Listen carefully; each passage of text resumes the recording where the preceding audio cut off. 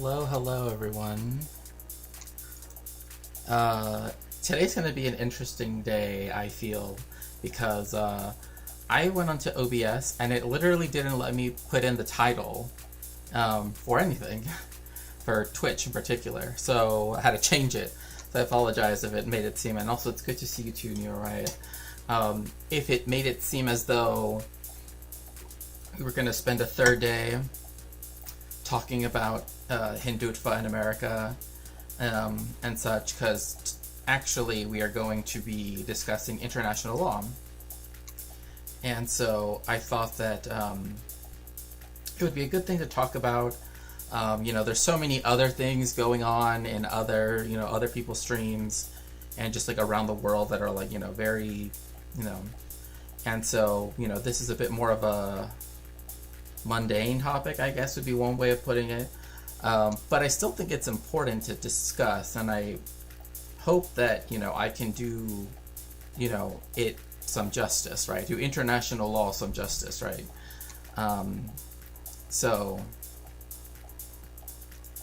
That's what we will be doing for today.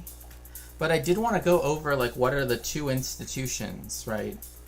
The two main institutions that make up the, what we understand as international law, because one thing I do want to sort of show you also are the texts themselves, right?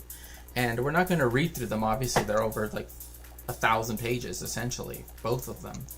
But it's international humanitarian law and also like the law of armed conflict as relates to international humanitarian law, right? And again, these are the treaties, these are the agreements, right? These are the customs, right? Yeah, IHL, exactly.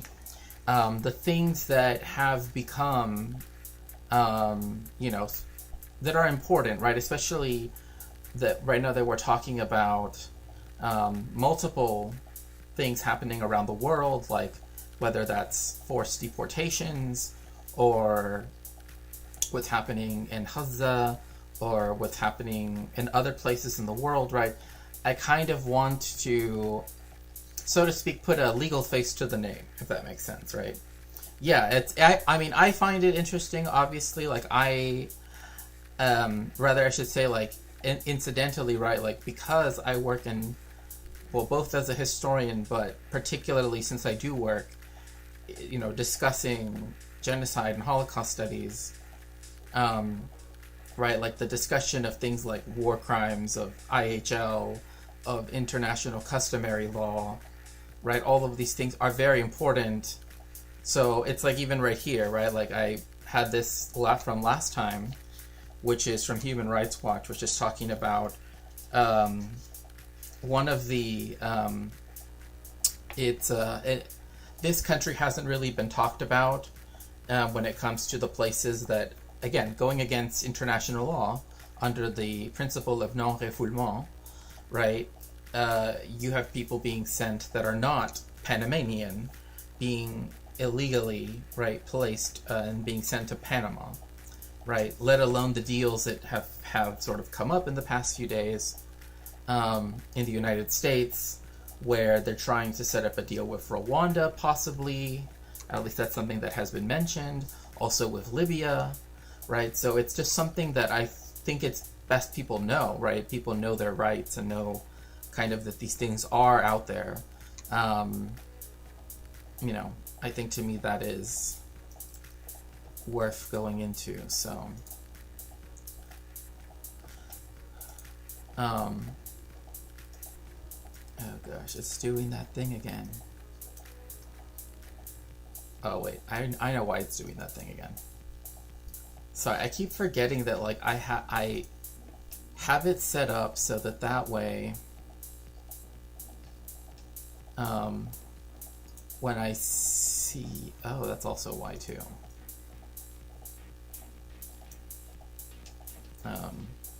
Let's see if that did anything. Nope. Also, today is Mexican Mother's Day, so I just wanted to say happy Mother's Day, and also to all of the,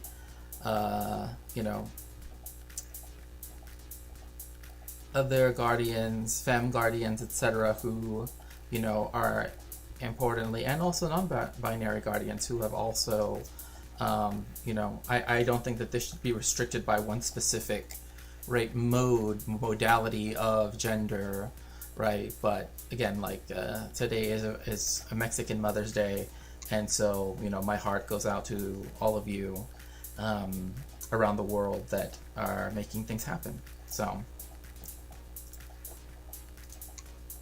let's see here.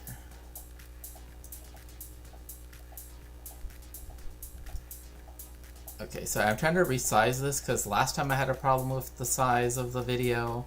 Now I'm having the opposite problem today.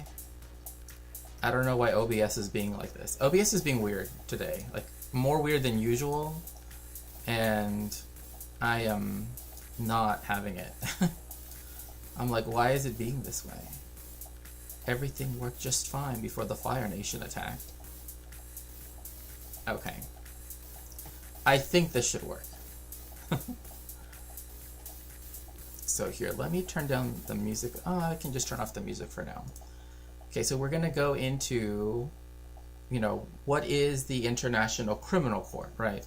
So the difference between the ICJ and the ICC is that the ICJ prosecutes, right, goes between members of the United Nations. It is, in effect, right, and this is technically a principle that by being a party to the UN Charter, right, you technically have, right, said that some matters, right, can and have to be adjudicated by, the ICJ, right?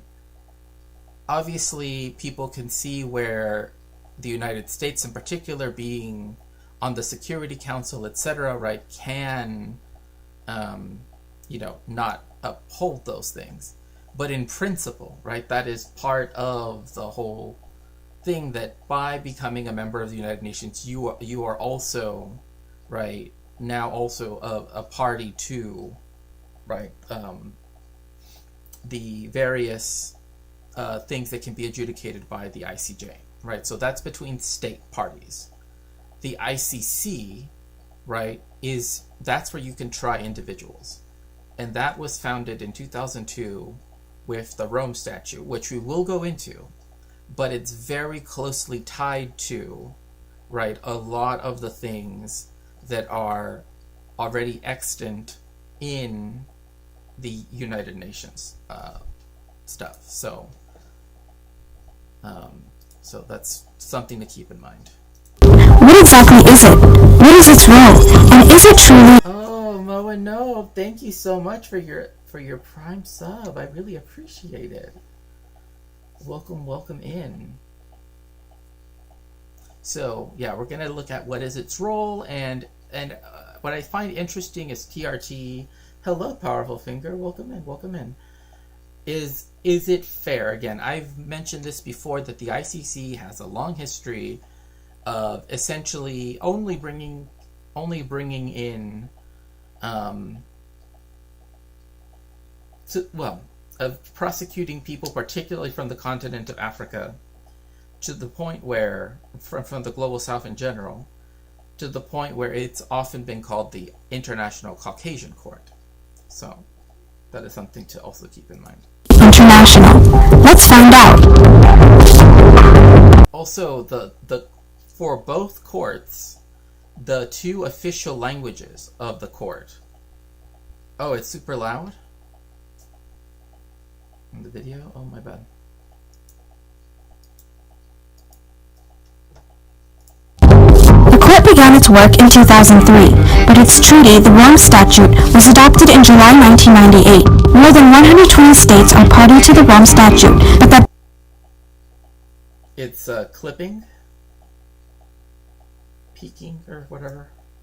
Actually deter... No, well, yeah, that's why I said, predominantly speaking, it has gone against people that are in the continent of Africa, but Duterte is an example where that is not the case. The video sound is bad on your end, as in it's low, or in it's too loud.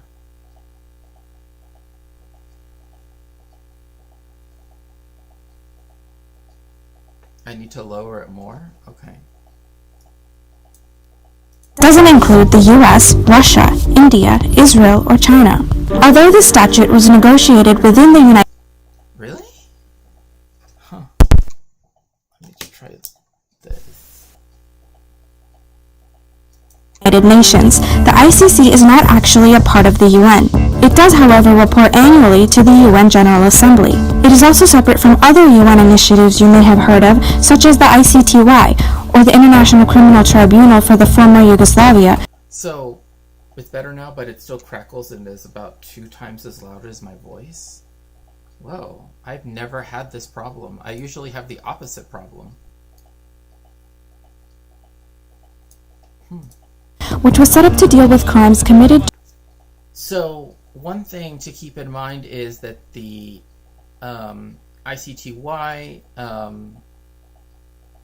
okay, good, is that these institutions, right, like the court that handled the International Criminal Tribunal for the former Yugoslavia and the International Tribunal for Rwanda, right, so the tribunal for the former Yugoslavia was held in The Hague. The one for Rwanda was held in Tanzania in Arusha. And what is important to keep in mind is these courts were founded specifically, right, what might be called ad hoc courts, right? They were made specifically for that, to prosecute people for this one instance. And so this is why the idea of having a permanent court, right, that the Rome Statute would be, that the Rome Statute could then prosecute, and that the ICC then would have the ability to have a chief prosecutor, defense counsel, etc., right, is the reason why we don't do the ad hoc courts anymore, right? Like, we don't have an ad hoc court for Myanmar and, etc., etc. It's crazy that the Rajapaksa family got away with a genocide. Well, this is one thing I would like to say when it comes to that, because, I mean, what you're saying does happen. Yeah. It's that, a lot is that it could be the case that later there could be prosecution for those. Sri Lanka is a third world country, so it wouldn't be unheard of if the ICC does prosecute. Right. That is true. But I guess for me, the thing I want to highlight is the fact that, one second, I actually have to set up the other chat really quickly.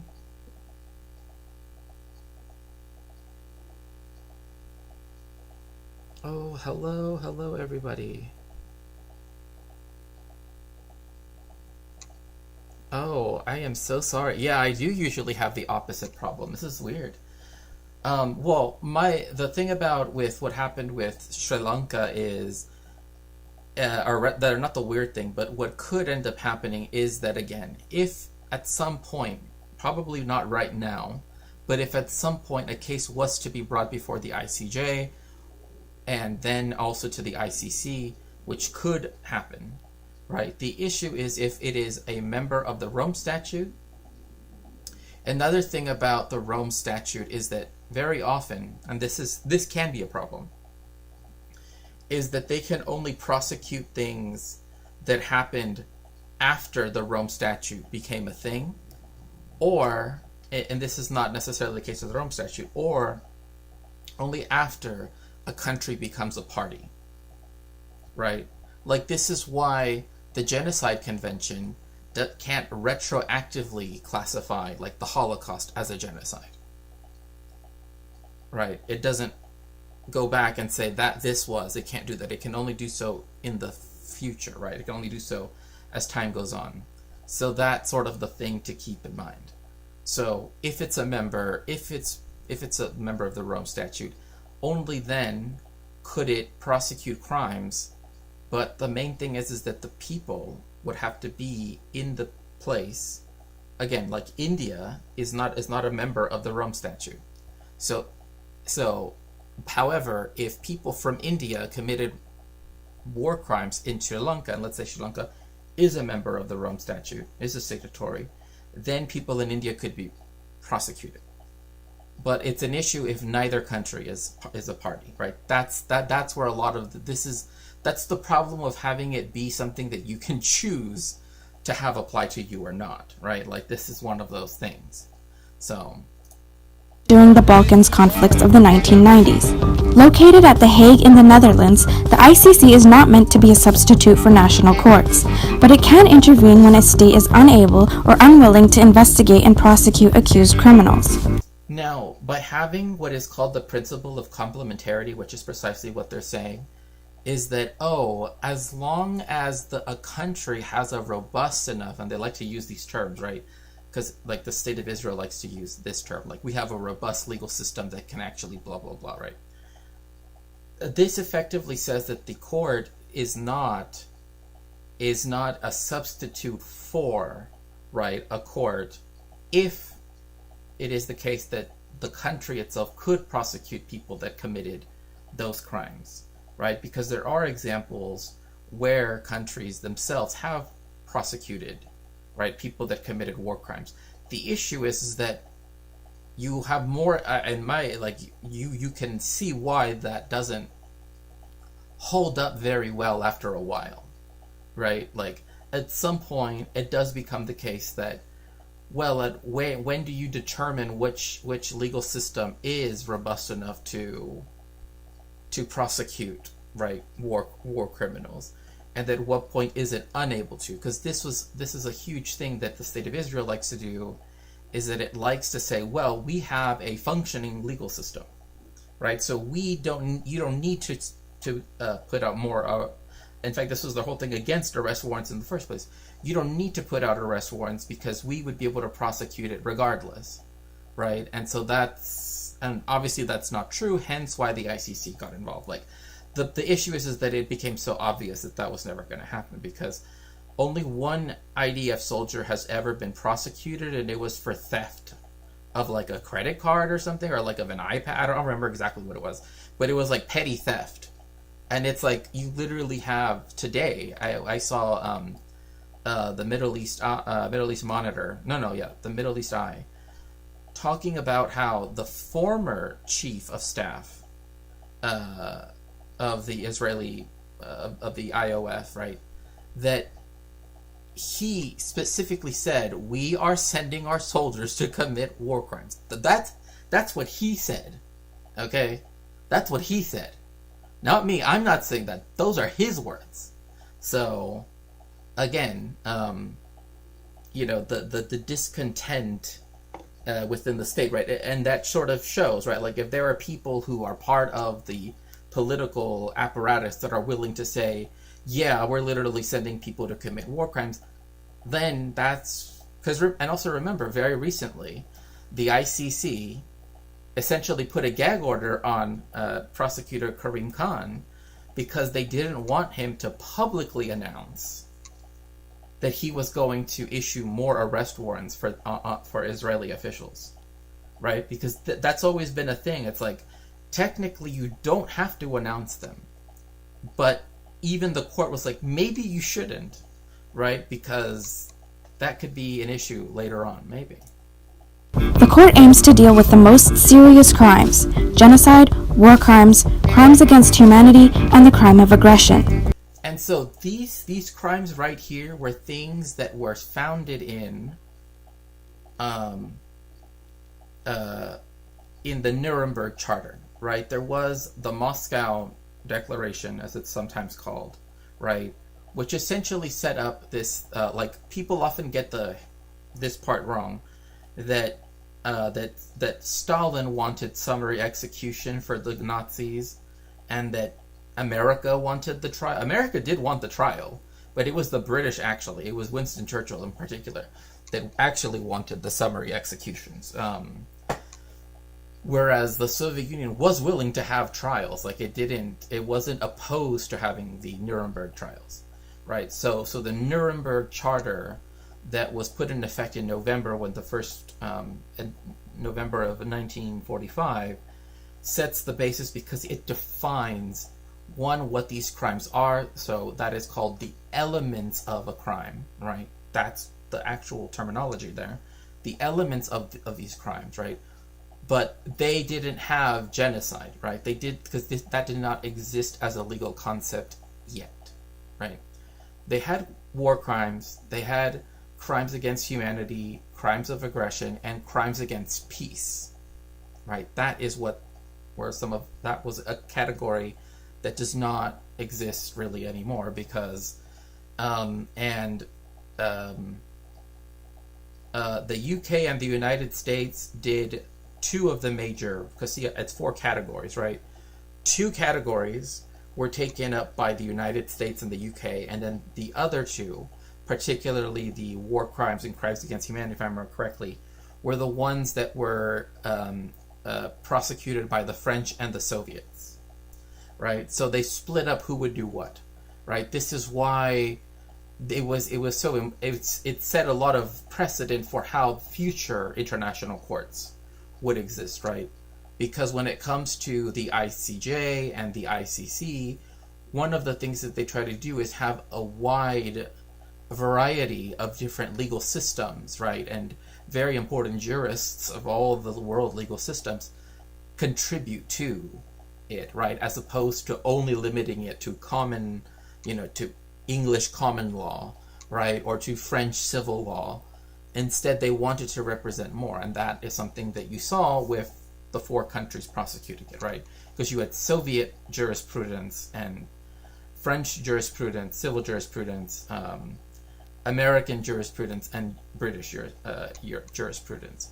And of course, the two most similar would be the UK and the US, but the US is significantly different, at least to enough of an extent, right? Let's take a moment to define these terms. Genocide is when someone has the intent to destroy, in part or in whole, a national, ethnic... Oh, it's weird. I've always heard it in whole or in part. So the fact that she just said it in part or in whole, it actually, messes with me somehow. One thing is that when it comes to genocide studies scholars, right, and this is why I was earlier, there was a stream that I was in with Brooks, because he's done research, not necessarily as a genocide studies scholar, but for his own personal desire to learn about what happened in Rwanda, is that when it comes to talking about particularly this crime, there are two major schools of thought, right, in genocide studies. One school of thought is we should read it as narrowly as possible as per this definition, right? Because the Rome Statute's definition is literally from the United Nations Charter for the prevention and prosecution for the crime of genocide and punishment of the crime of genocide, which was promulgated in 1948 with definitions that were approved by the different major nation states by Raphael Lemkin, who again, I have this little piece of paper here because an original copy, I was able to get an original copy of a first edition of his book. And it actually says, with compliments of the author, that being Raphael Lemkin, came in it. So that's one of those things that's very dear to me because of how important Raphael Lemkin was. And then the other school of thought is saying these definitions are not set in stone, right? These are not things that are eternal axes of identity, right? They represent something far greater, and that therefore, things like cultural genocide, things it doesn't only fall within these four categories, right?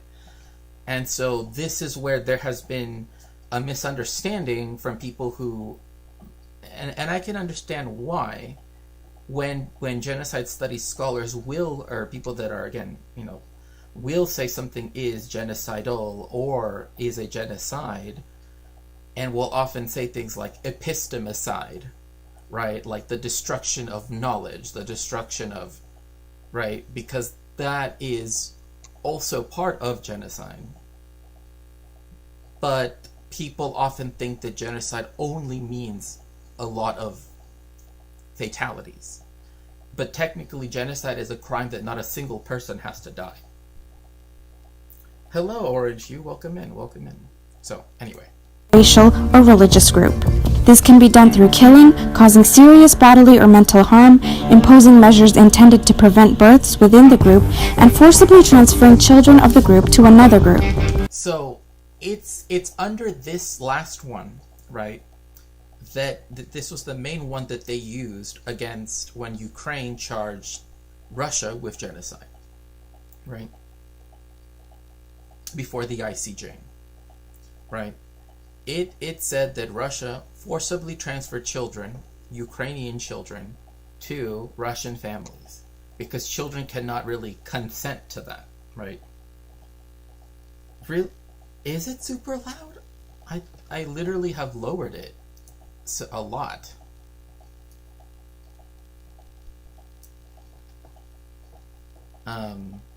Weird. That is so weird. So when it comes to what happened in Russia, right, that is what they usually mean. Causing serious bodily or mental harm. Like this one here, causing serious bodily or mental harm to members of the group. This is one that some people like to overlook, right, and only focus on the first one, right? But in a sense, some scholars often see it as compounding acts, right? That not only does this happen, but also this happens, right? Like one cannot exist without the other. Right, but... imposing measures intended to prevent births within the group. And this is where the most recent UN report that talked about particularly sexual and gender-based violence, right? And I'll just say it once so that we've said it, right? That showed that the state of Israel, the IDF, right, and its soldiers are doing things to do that are committing these acts, both by the destruction of fertility clinics, right, where there are, ova and other, stuff, right, for people to have children, right, as well as endangering, right, gestating persons, right, who are now unable to have children and have a very high chance of mortality, right, let alone for the children. And forcibly transferring children of the...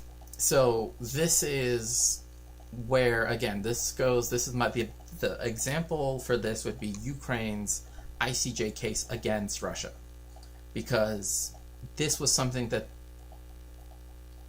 again, some people would argue could be seen as beneficent, but it's not, right? Like, because children cannot consent.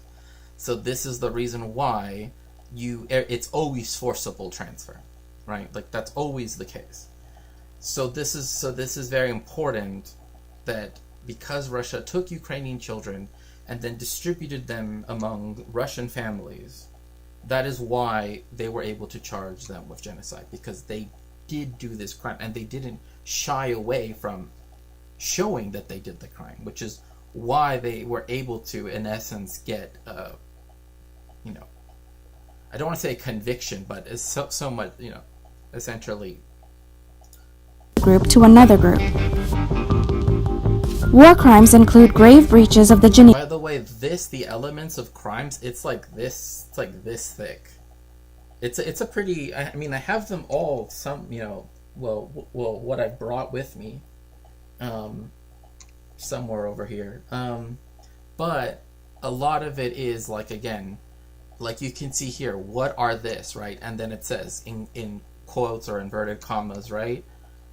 Include blah blah the breaches of the Geneva Conventions, and we're going to get there in just a quick moment. But this is important to keep in mind because, again,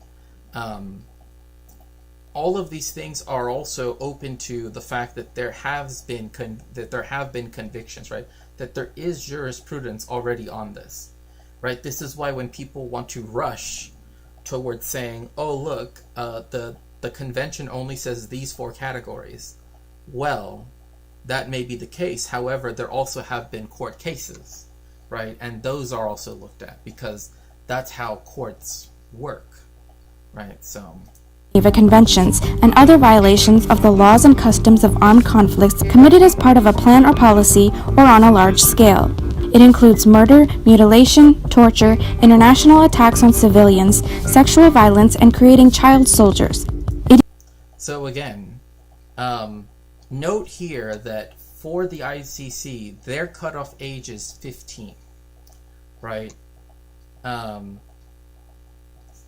Because again, like where one becomes considered an adult, etc., right? Like all of these things is not set in stone, right? Like in the United States, 18 is a very fixed time, right? But 16 in other countries is seen as like, in essence, you are able to make decisions that American people would not make until they were 18, right?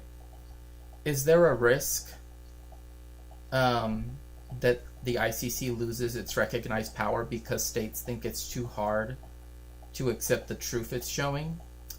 Well, the main issue that I would say, and I think that that's a very good question, is that if it were where it could lose power, well, one, it already kind of doesn't have power in one sense, in that it cannot enforce, right, in and of itself, right? It requires the Security Council, right? It requires, right, the power, the great powers of the world, right, to uphold, right, its judgments. But also, it is possible for people to leave the Rome Statute, right? Like there are countries that were once part of the Rome Statute, or at least signed to the Rome Statute, and later withdrew their signature. And so there is a risk of that being the case, right? So, yes, there is a question of whether or not it would really last, because there is no mechanism, unlike the ICJ, which is binding upon all UN members. Hello, DJ. Thank you so much for lurking. Where any UN member state is subjected to the ICJ. Many would argue that because it's the case that the ICJ and the ICC are, I don't know which countries have signed up to the ICC. Well, okay, let me see. Give me one quick second. So that way I can pull it up. Oh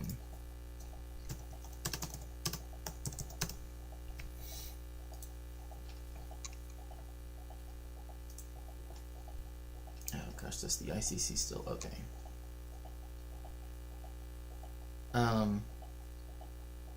Okay, I think so. 123 states are parties to the ICC.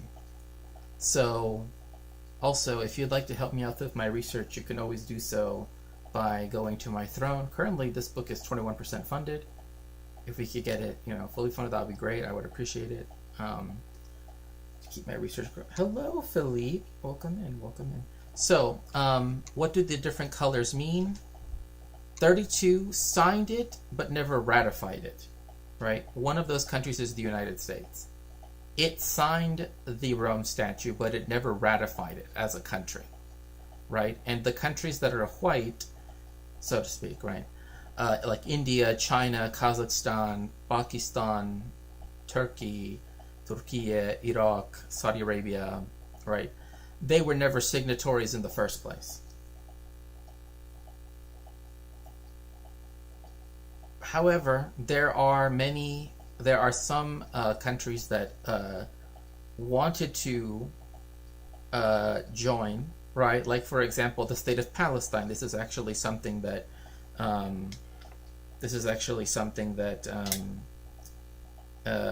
in Norman Finkelstein's book, I Accuse, goes into how the judgment that would have allowed Palestine to be considered a state signatory, right, was something that was sort of kicked down the road for such a long time until finally the state of Palestine was admitted as a signatory.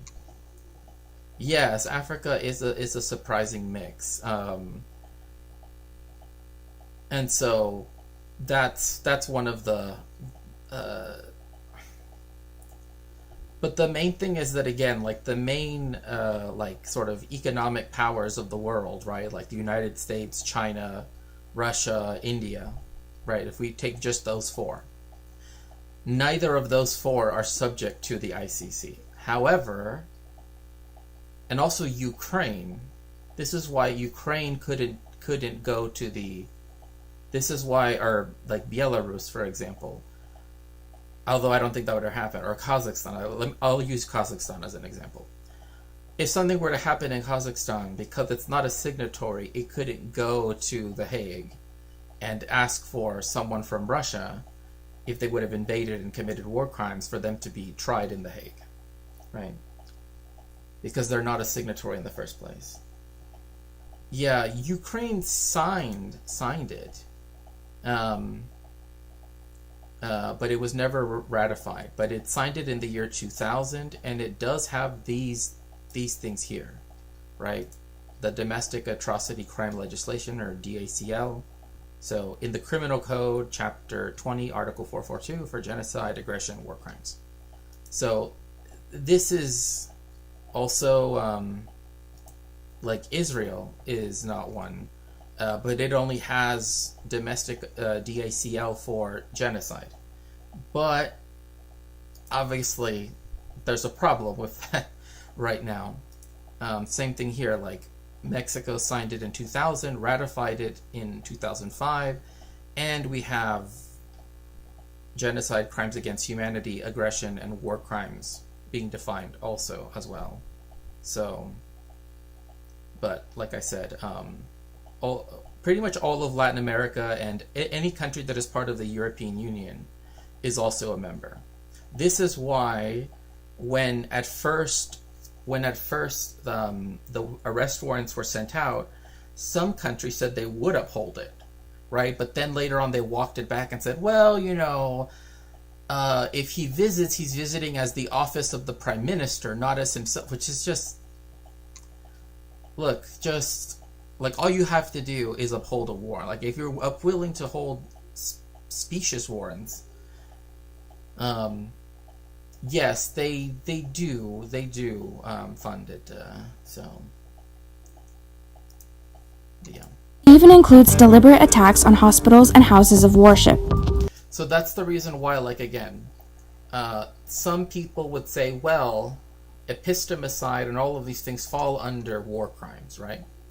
However, some people take it that up to a certain level before they cross, I don't want to say a threshold, because that's not quite it. It's not like, once a certain amount of damage is done. But it depends on the intent, right? So.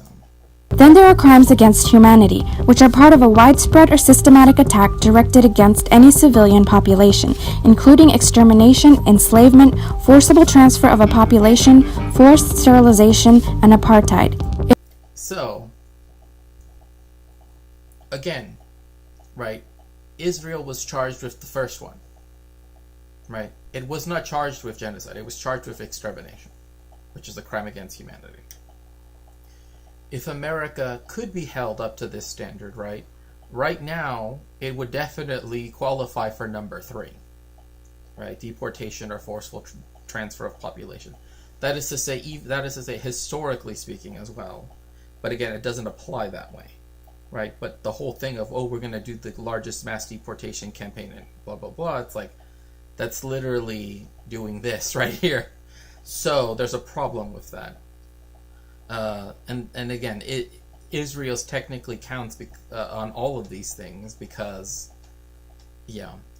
It occurs as persecution of an identifiable group on political, racial, national, ethnic, cultural, religious, or gender grounds. So, again, this is why when they say crimes against humanity, right, that it already includes those other groups, some people say, well, those extra groups that are not of the four that are mentioned in the Genocide Convention, they will only be handled by crimes against humanity. But there are some, again, genocide study scholars who say, no, we need to also consider the fact that they also could be subjected to something and be included within the, so. An example is Bosco Ntaganda, who was convicted by the ICC on 13 counts of war crimes and 5 counts of crimes against humanity in the Democratic Republic of Congo, including rape, murder, ethnic persecution, and deliberately targeting civilians. He's been sentenced to 30 years by the court, but is appealing the verdict. And another thing, too, is remember, you are given a defense, right? Like, you are given a lawyer. You are like, it's not like it's a real trial. Like, you can watch every session, right? They're all recorded. I mean, I remember back when I had to watch like sessions of testimony when it was the former Yugoslavia tribunal, right? It was different then because you didn't really have the same like ability to just like watch it live streamed or whatever, but they will live stream their stuff. The thing to keep in mind, though, is that they often will publish the exact same video, but in English and French, which are the two working languages of both international courts. And have you ever been to the court IRL? I have never gone to the ICC. I've been to the Palace of Justice, though, in the Netherlands, which is the ICJ. I've been there. But I didn't go to the ICC. And I've also gone to like the European Court of Human Rights as well. And, well, yeah. Also the ICC also leases a prison from the Netherlands, and it looks like a castle. Like, it's literally like a huge castle, essentially. So. And then there's a crime of aggression. This happens when one state uses armed force to plan, initiate, or execute an act against the sovereignty of another state. And so that is where, again, these particular crimes are ones that are in respect to individuals committing these crimes, right? The individuals that are responsible. Google's Rome Statute, right? These are the ones that are responsible for those systemic things, right? Like, this is so. Let me take a quick step back and sort of go over the Nuremberg trials and why that's important. So Justice Jackson, right, who was the main person who really wanted the trials, who actually wanted them to have an actual defense, right, who actually wanted to prosecute, right, the high Nazi command, right, so that way they could, say, well, look, we've listened to your defense, we've given you a defense, right? And in fact, their lawyer was very skillful, right? He actually really defended them, and, he later on, right, let's just say he really wanted to defend them, right? Like, I'll put it like that. Like, it's not like it was just because he had to defend his clients. He wanted to defend his clients, I'll put it like that. Hello, Scribbles, it's nice to see you. So, what they did is, instead of prosecuting only individuals, right, they said instead we will prosecute the institutions first, right, like the Wehrmacht, right, like the Schutzstaffel, right, we're going to prosecute them, the organization, right, did they commit these crimes? Then, once the whole organization has been impugned, right, then we can go after the people within it, right, as opposed to going for each person, right, which could lead to many people not being. Well, wow, I was expecting they picked up some ancient, wholesome, and moral Roman statute and adopted it for modern use. No. it's just that the treaty itself was done in Rome. And in fact, I've actually been in outside. Like, okay, I have to say, Italy for everything. Like, it's Tribunale di Cassazione in Rome, which is on just crossing the Tiber from like the old city of Rome, like the ancient Roman, where you see the Pantheon and all that. It's such a beautiful courtroom. I mean, it's such a beautiful court building. It's like literally like this sumptuous palace of just like everything. There's statues everywhere. It's marble everywhere. You know what I mean. It's like very beautiful. But it's just one of those things where it's just like you almost kind of can't believe it is what it is. That it is a courtroom. that it is a courthouse. Hello, Columbia Rican. It's nice to see you. Welcome in. Rome putting its mark on history again. Right. And another thing too, and this is something that I've always liked to mention to people like that go to Rome, is yay, oh yes, finally get to see my stream. Well, I'm so glad you could make it. Oh, thank you so much. Yes, I'm doing well, and I hope that you're doing well too. Was that again after the Second World War, right? They destroyed pretty much most of the Nazi stuff, right? Especially in Berlin, right? However, if you go to Rome, they never destroyed the stuff that was built by Mussolini, and so there's this whole area of Rome called EUR, that is all of the fascist architecture, right? All of the stuff that was built in the rationalist style. That's what it's usually called architecturally. And one of the reasons why they didn't get rid of it is because right after the war they wanted to have the Olympic Games in Rome. So it's also like one of those things, right, where there's this like interesting contentious history with Rome, right, where like Rome represents all of these different things at once, right? Like a place where the fascist stuff was never taken away, and was never destroyed, but instead was kept so that way they could do the Olympics, right?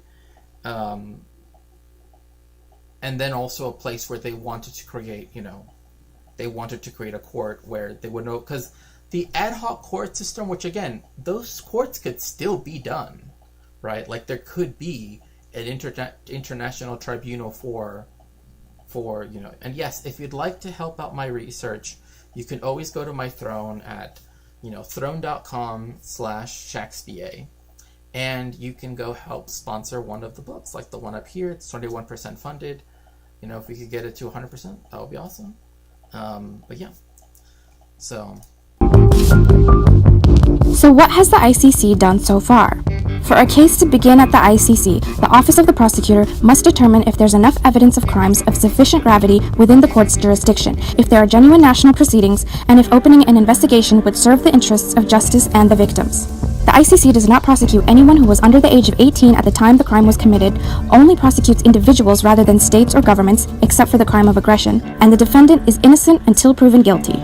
No, this is an important thing again. They did say that with the exception of, right, like, yes, that is one of those things that when it comes to the crime of aggression, the reason why those, like the crime of aggression and the crimes against peace that existed under Nuremberg, right, those are seen as, again, crimes that states commit, right? Because states, engage in warfare, right? Like an individual man does not an army make, right? It's a state apparatus, right?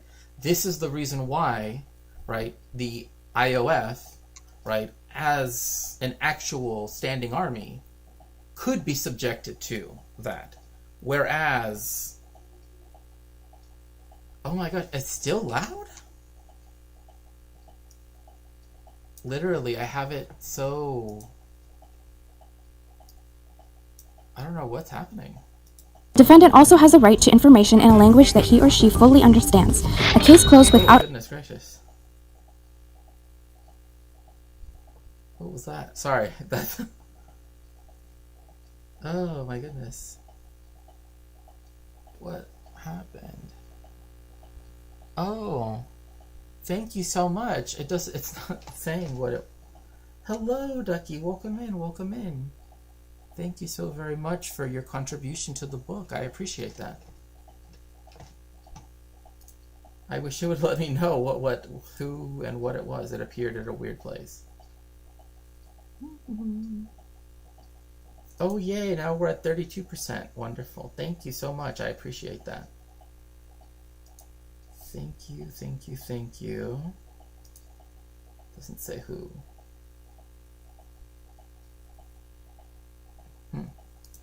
Weird. It doesn't say who did it, but okay. But thank you very much. I really appreciate it. Oh, thank you so much, Columbia Rican. That's very sweet of you. Very, very sweet of you.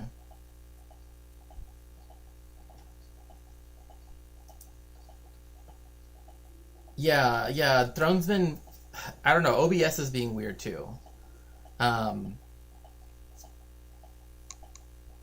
have to manually adjust the volume. Almost dropped my dinner. Oh my gosh, I don't know what's wrong. Like literally, I have never had an issue where the volume of the video was what's too loud. Usually, it's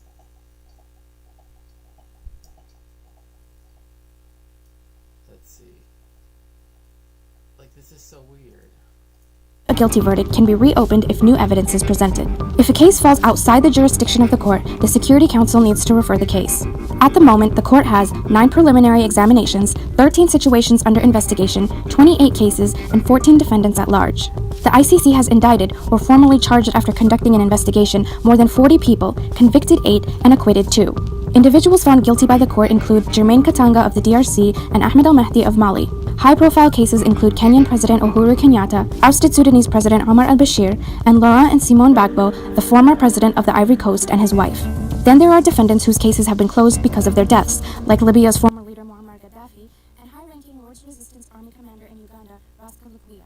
The court does not have its own police or enforcement body and has to rely on states to extradite those who are... Right, and so this is one of its big issues, right, is that it requires the help of other states to enforce its rulings. This is obviously a big issue because then it means that Security Council members, right, can always veto themselves. Can always veto, right, it having to involve them, so.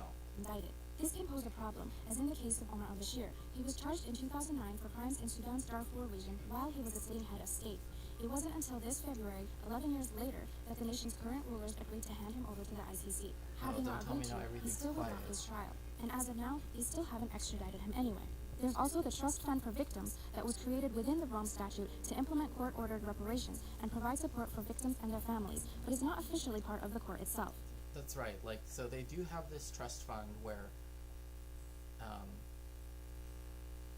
again, people can receive monies that not only provide reparations, but also help to provide, as it says here, physical, psychological, and material support to the victims and their families. That volume is perfect? Okay. It is interesting to note that 10 of the 13 situations under investigation are all from African countries. And all of the 28 cases at the court, some of them now closed, and the 14 defendants at large are from an African nation, even though international crimes happen across the globe. And this is why, again, as has been noted before, people have called it the International Caucasian Court, like Norman Finkelstein has said, and others have said.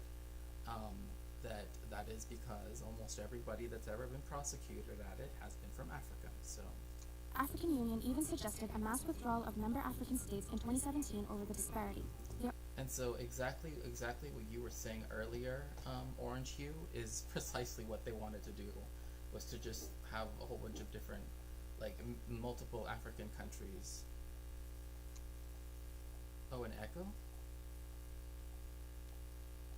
Oh gosh, this sounds really weird today, huh? Are now, however, preliminary examinations underway for crimes committed in Colombia, Palestine, Ukraine, the Philippines, and for the UK's role in the latest Iraq war. And the 3 non-African situations under investigation concern Georgia, the Rohingya Muslims in Myanmar and Bangladesh, and the current war in Afghanistan. It's this war in Afghanistan and a look at the situation in Palestine that has upset the United States.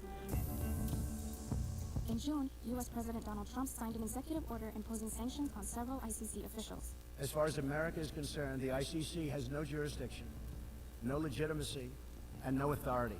Secretary of State Mike Pompeo officially announced the sanctions Obviously, on September this 2nd is against... from his first administration, but he still thinks the same thing.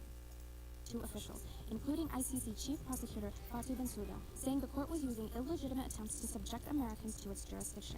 The UN... Which, by the way, it can subject Americans to its jurisdiction if American citizens commit war crimes, right, in a country that has signed the Rome Statute. Like, that's how that works, right?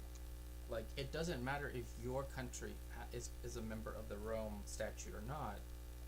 It matters if wherever you committed the crimes is a member of the Rome Statute or not.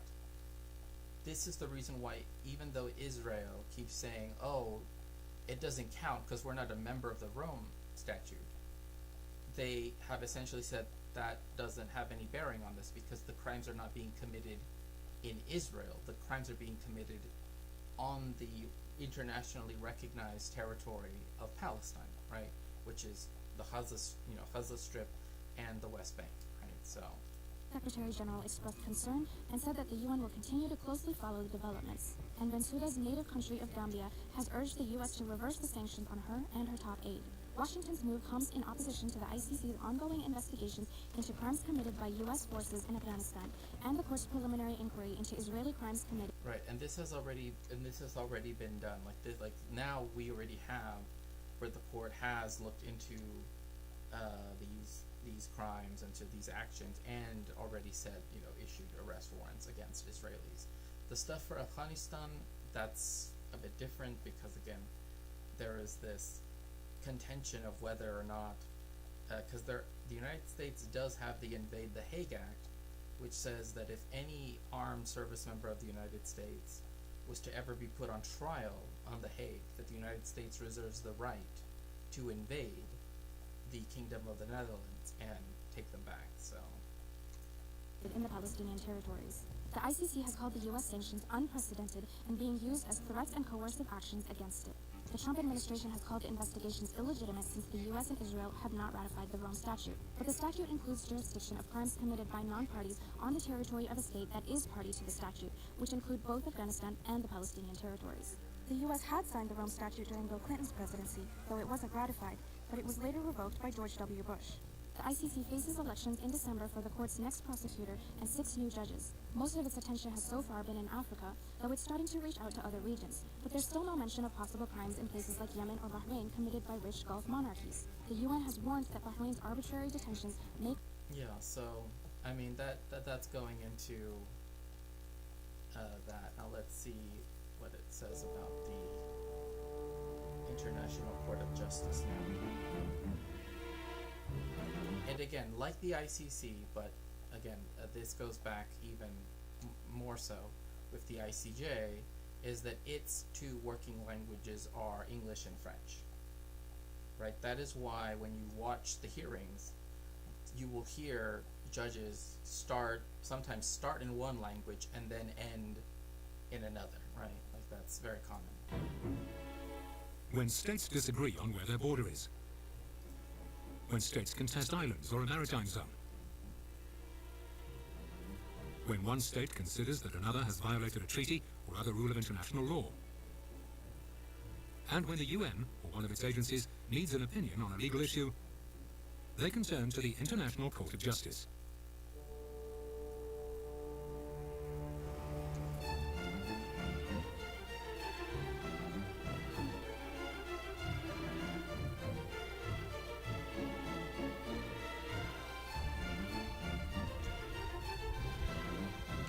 I will say one thing. It is a very, very nice building. It is very, very beautiful. It is, it's not, it is very nice. It is very nice.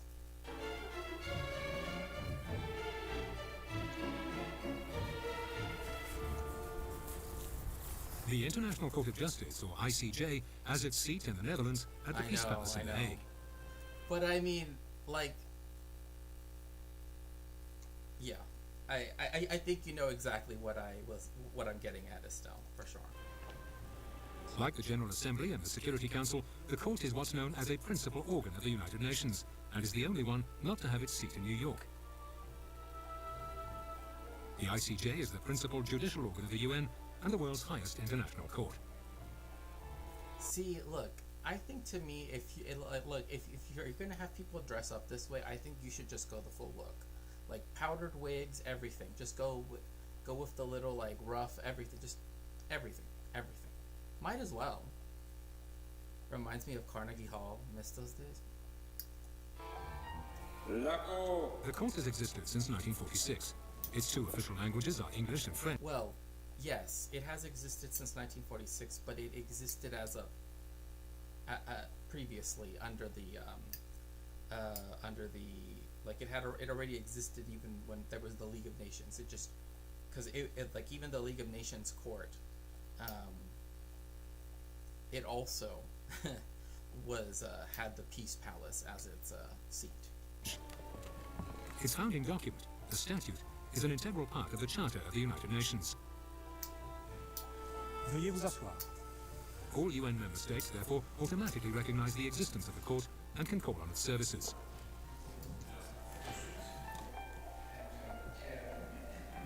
The ICJ is the successor of another court, created in 1922 by the League of Nations, the Permanent Court of International Justice. Yeah, that's what I just said.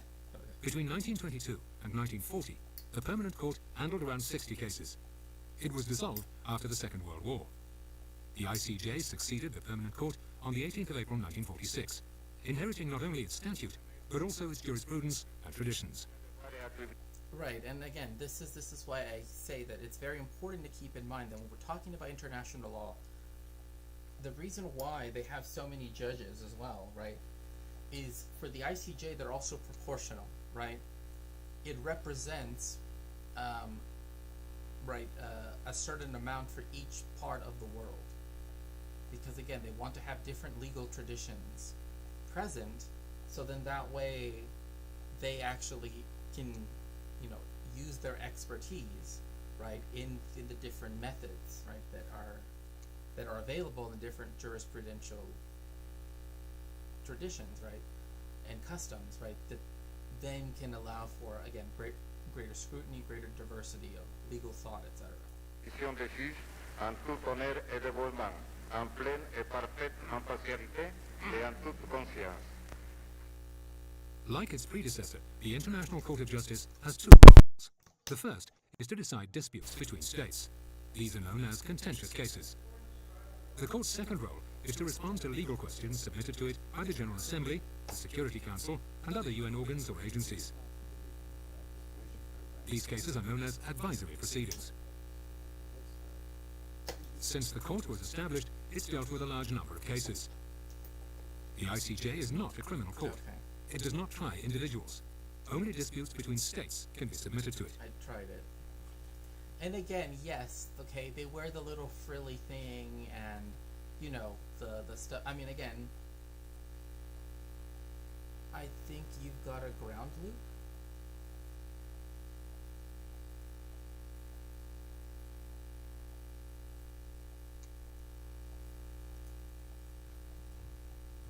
The court consists of 15 judges. They're elected for 9 years by the General Assembly and the Security Council. 5 posts are renewed every 3 years.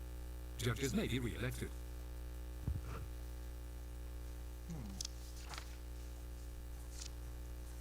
Mr. Mohammed Benuna, Mr. James Richard Crawford, Ms. Joan E. Donoghue, Mr. Kirill Kevorkian, and Mr. Patrick Lipton Robinson have been elected to the International Court of Justice for a term of office of 9 years, beginning on 6 February. The members of the court must all be from a different country. They do not represent their countries. They are independent judges. Right, and this was a question that keeps coming up, right? It's like, well, they don't represent their countries. However, their countries that they're from are still subjected to political pressure from the great powers, right? And this is, again, seen as an issue. Again, if you read IAQ's, Finkelstein's book talking about the Mavi Marmara case in the ICJ and everything, that is where you can, in the ICC, right, that is where you can see, right, quite a bit of how, again, they are independent, but also, are they really independent, right? They're supposed to act impartially and not to represent their country, but also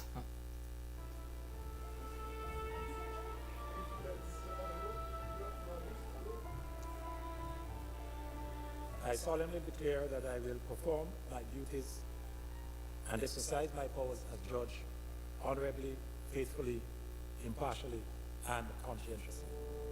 The composition of the court reflects the following geographical balance. 3 seats on the bench are occupied by African judges. 2 seats are occupied by judges from Latin America and the Caribbean. 3 are occupied by Asian judges. 5 by judges from Western Europe and other Western states. I don't think I need a. You know what? I'll just let them explain. And 2 by judges from Eastern Europe.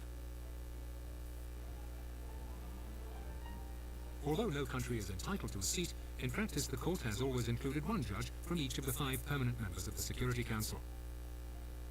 If the court does not have a judge of the nationality of the states parties to a particular case, those states can each choose what's known as a judge ad hoc. And this is precisely what happened with the state of Israel and South Africa, right? They had 1 South African judge ad hoc and 1 Israeli judge ad hoc. What was interesting, though, is that when it came to the first hearing, right, the one that took place in January of 2024, it was that everybody, including the Israeli judge, essentially voted that yes, indeed, that Israel was plausibly committing a genocide. Therefore, it had to be given provisional measures to ensure that it does not, right, allow for a genocide to be completed, right, or to continue. These judges can be of any nationality and have exactly the same rights and duties as elected judges. Every 3 years, the court elects its president and vice president. The president chairs all sittings of the court. He or she directs its work and supervises its administration.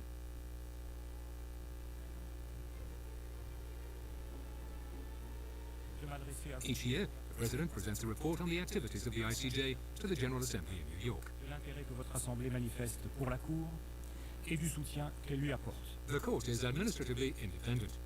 It's the only principal organ of the United Nations that is not assisted by the UN Secretariat. The judges are assisted by a registrar elected by the court for a renewable term of 7 years. The registrar is the head of the court secretariat, its registry, whose staff members are recruited from all over the world. The registrar performs judicial, diplomatic, and administrative functions. And again, like, this is perhaps getting a bit too far in the weeds, but I guess I wanted to make sure that that people understood that kind of more or less how the court looks and works, right? So, if people have any questions, feel free to ask. Again,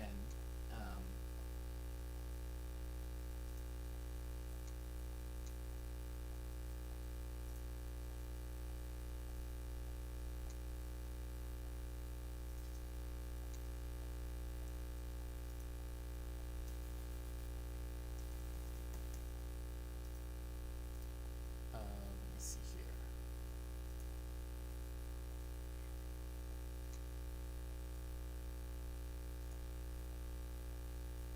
One second while I get one of the files up. 'Cause this will take just 1 second. Okay. So, let me just change things. Yeah, I'm just a bit concerned with your mic. I don't know what's happening.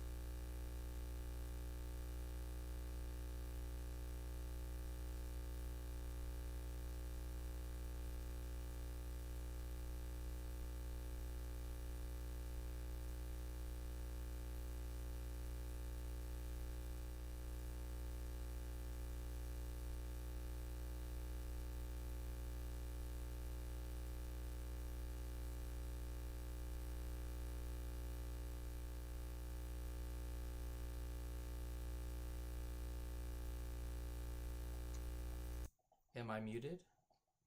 Is this better? Is the echo gone? But I can still hear the mic. There's something wrong with the mic itself? Weird. Yeah, I don't know.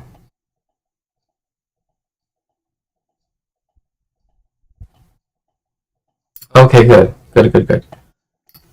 Um, let's hope that this is better now. Okay. Okay, good. I don't want any humming. um, so, um, the main currents that it's talking about are the Hague Peace Conferences. Now it's using another mic, is it?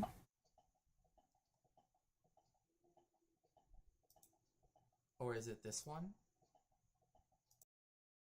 Or is it this one? I can't tell which one is which. I have no idea which one is which. I had...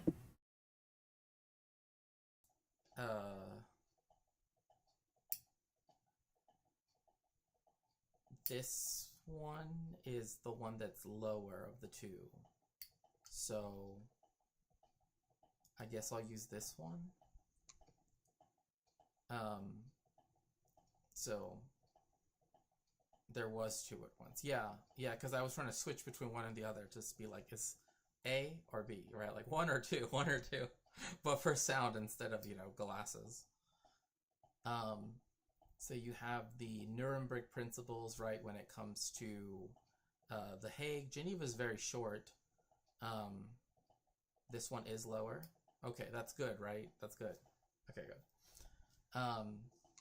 Right, and so you have the atomic bomb, which is obviously a big thing that people have to think about. The General Assembly and Human Rights and Armed Conflict, and the UN Assembly and Wars of National Liberation. This is why when people say that, armed resistance or all of these things are like illegal, it's like that actually is not the case. They actually have thought about this.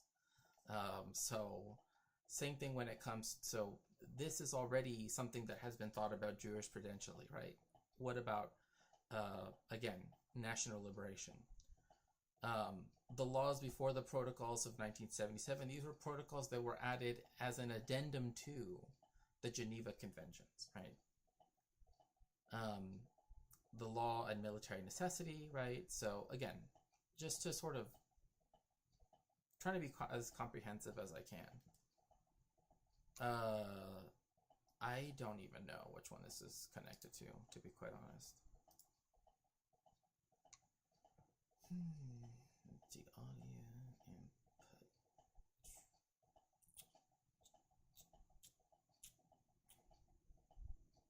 I have no idea.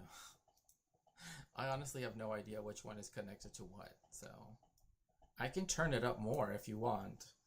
It's just that this one was the one that was set to low earlier because I thought it was the one that was having the problem. Because the top audio capture I have is much more louder. And the other one I had was the one that I think was the humming. I don't know, I could be wrong. So when it comes to the Hague Conventions, right, it particularly touches on armed force combatants, the means of warfare. Okay, good. Methods of warfare, military objectives, and again, you can prosecute an entire war and not have to necessarily harm even a single civilian. Again, there are people that have actually fought in wars that say it is not impossible, right? You are actually able to win a war with these rules, right? Like it's not like, oh, a lot of this stuff has to do with the fact that, oh, you can't have a dead zone, right? You can't actually do that. That is a war crime, for example, right? What that means is that any living being, right, that comes across this specific area is, unalived, right? So again, the Geneva Conventions are obviously a lot here. Who are the protected persons? Again, this includes hospital staff. This includes, right, religious figures, etc., right? The principle of protection itself, right? There is a necessity to also put in law, right, in these protocols, in these conventions, that at the end of the day, the necessity to protect civilians and to protect those who are not combatants is something that has to be taken into account first before anything else, right? So there are 4 particular conventions. General protection of populations against certain consequences of war, provisions common to the territory of parties in conflict and to occupied territory. This is this part right here, 3.4.6b is the part where it talks about, again, you cannot move in civilians into a place that you've militarily occupied, right? For example, same thing down here in D, right? All of this here, aliens in the territory of a party to the conflict, right? Is that, again, if you're moving, well, more so D and B are 2 things that are interrelated. The other thing, too, is that there are people that are neither citizens of the country that is being invaded, nor the country that is invading, right? You cannot treat them as though they're combatants, right? You cannot, they also have a right to be protected, right? Also, Estelle, I've noticed that only when it comes to international law stuff do I actually see them actually making the plural this way. Because otherwise I see it with an S, and I'm just like, come on. Again, this is stuff that has to be taught to people, right? This is something, again, soldiers are taught this. I know it seems like the IOF was literally taught, like, these are just suggestions, or these are the opposite of what you're supposed to do. But again, even for, like, for example, the United States military, the Mexican armed forces, etc., they do learn these things. Like, this is something they are taught quite a lot, actually. That is why when they violate them, it is just that much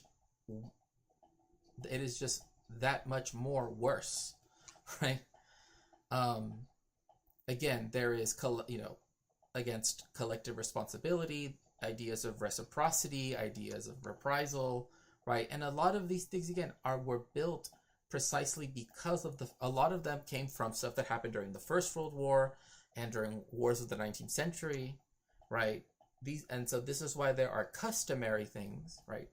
International customary law, right? Like the custom of non-refoulement, right? So this is slightly different, but non-refoulement means that, for example, if someone is a Cuban national and they are in the United States under international law cannot just deport him to some other country that he has no connection to. That is against international law, right? Because that goes against the principle of non-refoulement, right? The protocols of 77, again, these were protocols that were added after.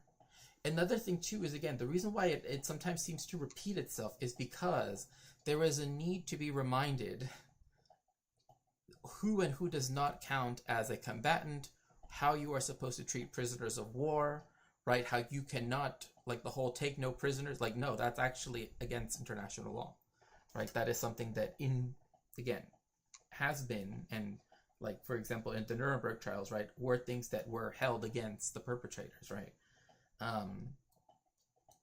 And so this is why I think knowing these things is worthwhile in themselves, even if, again, this is not necessarily the, super high octane, stuff, but it's still interesting. Because, again, like, there is the concept of hors de combat, right? Hors de combat, when it comes to combatants, means the following. If someone is no longer, right, taking part in an active, like you'll hear this quite a lot, like, oh, well, they attacked him at his home because he's still if you are no longer capable of partaking in actions of war, right? Like you were at home eating dinner with your family, you are no longer a combatant, right? Like just because you do fight doesn't mean that therefore you always count as a combatant, right? This is why the AI that the state of Israel has used against people in Gaza, right, is particularly one of those things that goes against these things, right? Because the rule of distinction is something that is very important, because non-combatants are never supposed to be targeted, ever, right? They're never supposed to be targeted. And people that are hors de combat are no longer combatants, right? Now they're civilians, right? But people like to say, well, 3 hours ago they were doing this. And it's like, well, 3 hours ago they were a combatant. So the fact you didn't get them then, right, and you have to wait until he's not a combatant anymore, he's hors de combat and is eating dinner with his family, is showing that, again, you are not following the laws of armed conflict, right? And again, it does talk about here about what qualifies as an armed force, etc., because there is an individual obligation of combatants to distinguish themselves from civilians, right? This is something that the IOF has always said, oh, Hamas puts itself in these places. However, we've seen the way how they dress. Like they make it very noticeable, right?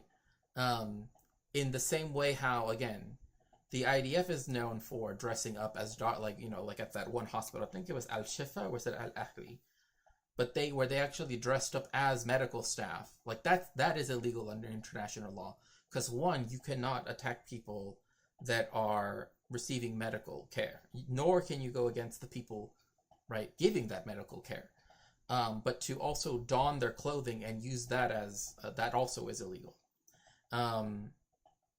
Moreover, once someone is in the hospital, right, and they're no longer, that makes them hors de combat, right? It's simply, it is simply the law of the strongest, right? This is the reason why, like, many people that do say, right, like, because there's no enforcement mechanism for the ICC and the ICJ that is not bound to, for example, Israel's, main backer, the United States, that they're not going to be held to these things, right? But we do see with at least the warrants is that they do cite, right, these things, right, where, they have collective punishment, they have these things, right, like those things are still the case, right? So espionage, using mercenaries, with mercenaries, actually, if people are like, going at it how we're going at it right now, like kind of generally going over what this book talks about, subject by subject, is like, if you're interested in any one of these topics, like reading about something like mercenaries is often what a lot of people like to read about. Is like, oh, what are actually the rules about mercenaries? What are actually the rules about espionage? Because it shows you that you actually can do those things, right? Those things are things which are, again, espionage is always occurring, right? Every country spies on every other country, so to speak, right? Like, it's only when they get caught that it's a problem. Were these laws put into place during the World Wars or before then? Because these tactics seem brutal. Okay, some of them were in place before the First World War, right? Like, there was the St. Petersburg Conventions, right? Those were put into place, right, when it was when the Tsar was still, before the Bolshevik Revolution, right? Because Israel has the ability to strike people who are hors de combat, thus they are justified. Well, right. I don't know if I would say they are justified, but they justify it for themselves, right? That it's like, they are the ones, right, that they are the ones that say, no, they are not hors de combat because there's always a potential, right? I mean, this goes, in fact, this actually goes with what we've been talking about, right? With Brooks and also Spinoza, right? There's potentia and potestas, right? They are willing to do it on the basis of potentia, right? As opposed to potestas, right? Potestas is actually what, like, potentia would be hors de combat. Yes, they could do something, but they're not, right? They're at home. They are hors de combat, right? So they cannot actually perform that duty, right? But potestas, right, when they are in the field of combat, right, that is when, again, these things are permissible, right? That's when you can fire at them. That is when you can do these things to them. But also then to you, right? That is the difference, right? Because if they're at a civilian residence and eating with their family, they're not at a military encampment or a military base, right? That's why it's different too. Like when people say, "Oh, but Hamas will go after people that are in these barracks," it's like, yeah, those are barracks. That's a specifically military thing, right? So it's whether or not there is potestas, right? That is the principle there. Can they actually engage in warfare, right? Not is it possible, right? Is there a potentiality of that, right?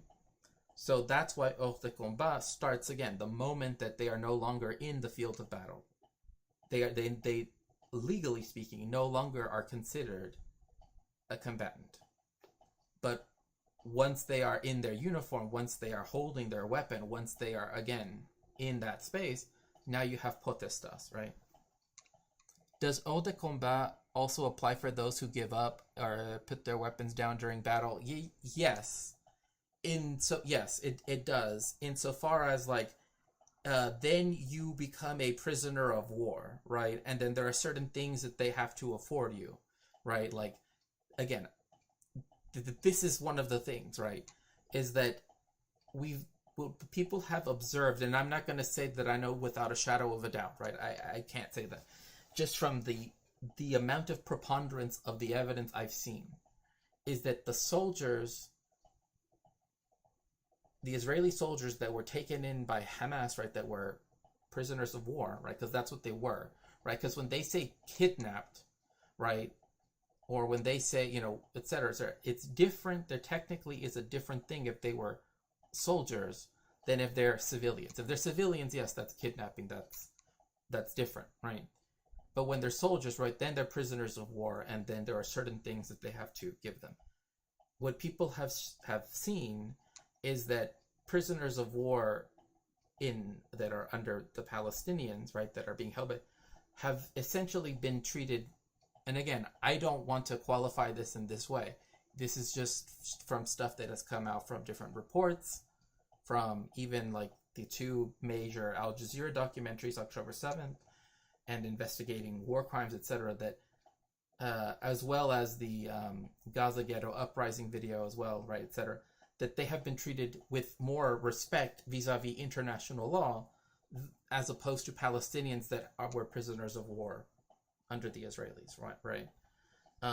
But yes, if you personally lay down your weapon, technically speaking, they're not supposed to shoot you, right? Again, because you are no longer a threat, right? It's only when you are both mutually threats that you can, right? Again, at least that's in principle, right? But yeah, I mean,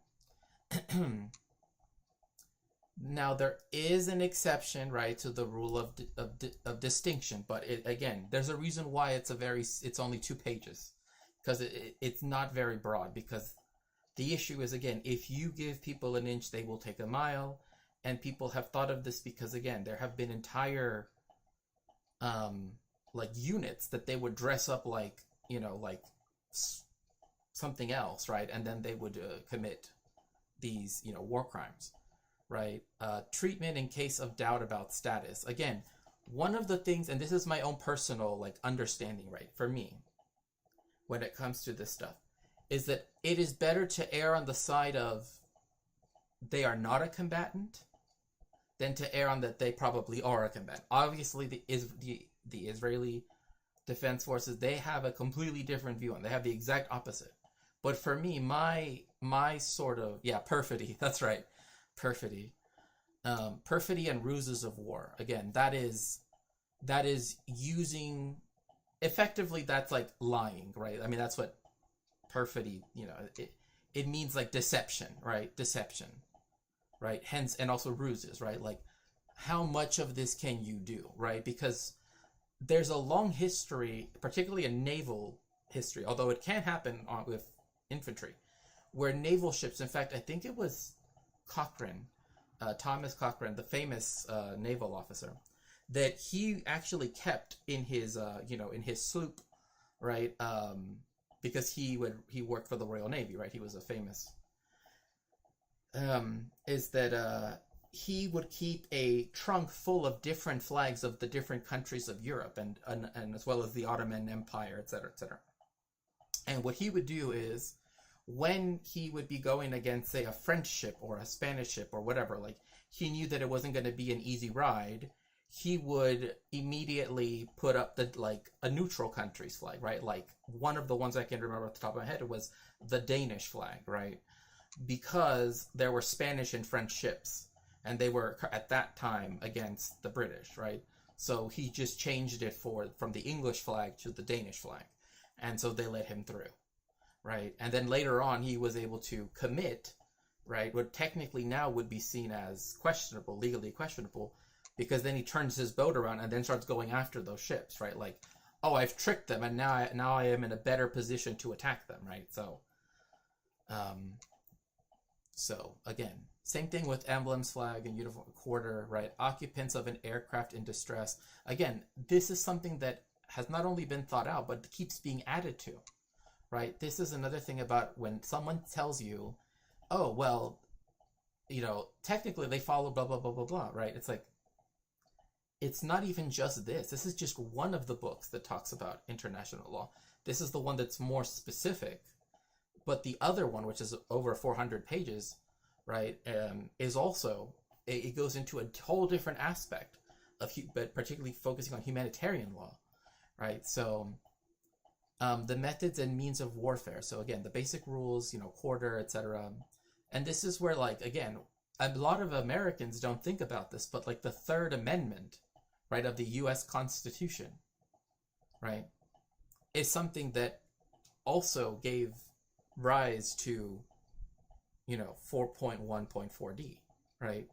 That, oh, you cannot force people to house combatants, right, to house soldiers in their home, because that by definition could make them a target even though they are not a combatant, right? So again, that's stuff where over time laws from different places are collected in aggregate and then are used to add to these things, right? So again, you have civilians, right? The 2 lines of protection, prohibition of attack specific objects. Like, typically speaking, you're never supposed to attack a religious site. However, the Dahia Doctrine, which is based off of the same stuff that Mussolini did in the Second Italo-Ethiopian War, they didn't call it the blank doctrine. It was just what they did in their southern operation to in the southern operation to conquer Ethiopia. Was that they would attack civilian sites, right? Like, so the Dahia Doctrine is illegal under international law because it says we will attack religious centers, we will attack community centers, we will, right, to put pressure on the combatant group by immiserating the populace, right? Like, that is illegal, right? And again, this goes in here into, the role of civilians and aid societies, because again, another thing too is every person that is a medical staff is a civilian. Like, you're never supposed to go against medical staff, doctors, etc. Like, they are both protected, but also people that are helping them, they are also protected too, right? Happens all the time. Relief in favor of the population, right? And so Protocol 2 is where it talks about protected persons, which is what I just mentioned. Civilian population stuff, implementation and enforcement. There's individual responsibility as well as collective responsibility for these things. This is about particular weapons, right? Protocol, the post 1977 stuff. This is where it goes into specific things about, right, booby traps, mines, right, like you cannot just do a general distributed minefield. Why? Because if there's no way for people to, like, if it completely surrounds a town to where not only the combatants can't leave, but also the civilians can't leave, you know. Same thing with on incendiary weapons, right? Like, for example, white phosphorus, etc., right? Like, you're not supposed to do that. Okay, protection of cultural property, etc., etc. And see, it even cites Yugoslavia, Rwanda, which is what I mentioned earlier. But does it also? Yeah, it also mentions the wall, the advisory opinion by the ICJ. So going in here to actually get into some of this. So the main currents, Israel sadly crossed all of this. Thank you for explaining all of this. Sadly, I didn't know about all of this in full detail, but a lot of this is common sense in a way. Yeah, like, that's the reason why, again, some of it is called customary law, because it's something that, I mean, in, like, kind of how you're saying common sense, right? It's stuff that we kind of expect now, right? Like, oh, why would you attack a hospital, right? Why would you attack a school? Those things aren't okay, right? They're things that, you know, as a society, we've come to understand that those things are off limits, right? And same thing with in people's homes, right?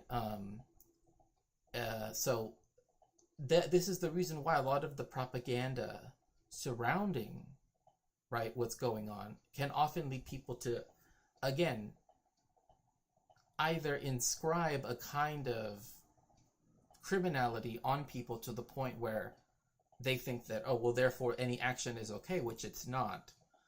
Or, right, and that's done through, you know, marginalization, dehumanization, etc., etc.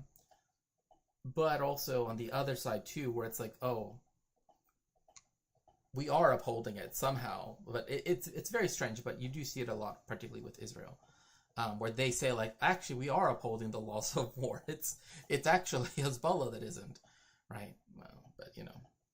So the present chapter starts with the birth in the 1860s, right? So there are two branches, right?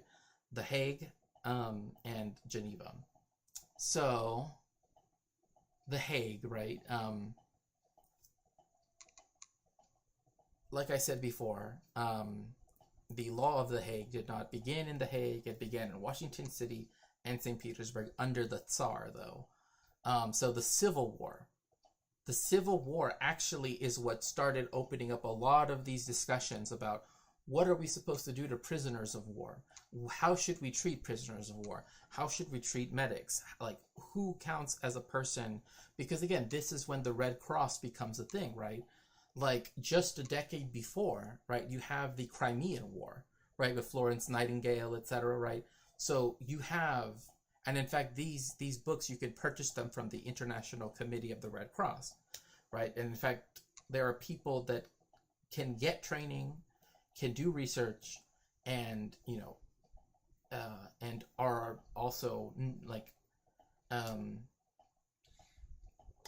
you know, are experts in these things from the ICRC, right? So, again, and the ICRC is the main group that deals with these particular aspects of international law, right? International humanitarian law. Like, this is their mandate, so to speak, right? So Washington was the place, right? So we're right here, where in 1863, in the course of the American Civil War, the President of the United States of America, the northern side of the war, right, promulgated a famous order entitled Instructions for the Government of Armies of the United States in the Field. The text had been prepared by Francis Lieber, an international lawyer of German origin who had immigrated to America. And now you might say, what? There were an international lawyers even back then? Yes, because there have always been, I can't say there have always been, but there have been mechanisms, right, historically, that were there to adjudicate things similar to this, right, when it comes to questions of armed conflict, but also particularly when it comes to treaties, right? this is why the ICJ, right, is primarily known as, right, as a claims court, right? Like it's where people go if someone has infringed on a treaty, is going over the boundary that international law has set, et cetera, right? Things like that.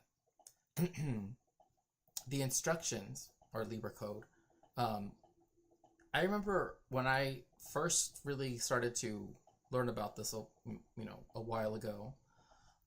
It usually was always called the Libra Code, but now they call it the instructions. But I feel like the instructions is very vague, because Libra Code is like who it is, right? Provided detailed rules on the entire range of land warfare. So again, the first thing that came to mind when we're talking about these developments of an international, law when it comes to the laws of armed conflict was primarily vis-a-vis infantry, right? This is the reason why when we do finally get to talking about like airplanes before World War One, they do a very bad job at understanding what airplanes can do and what they possibly could do, to where they kind of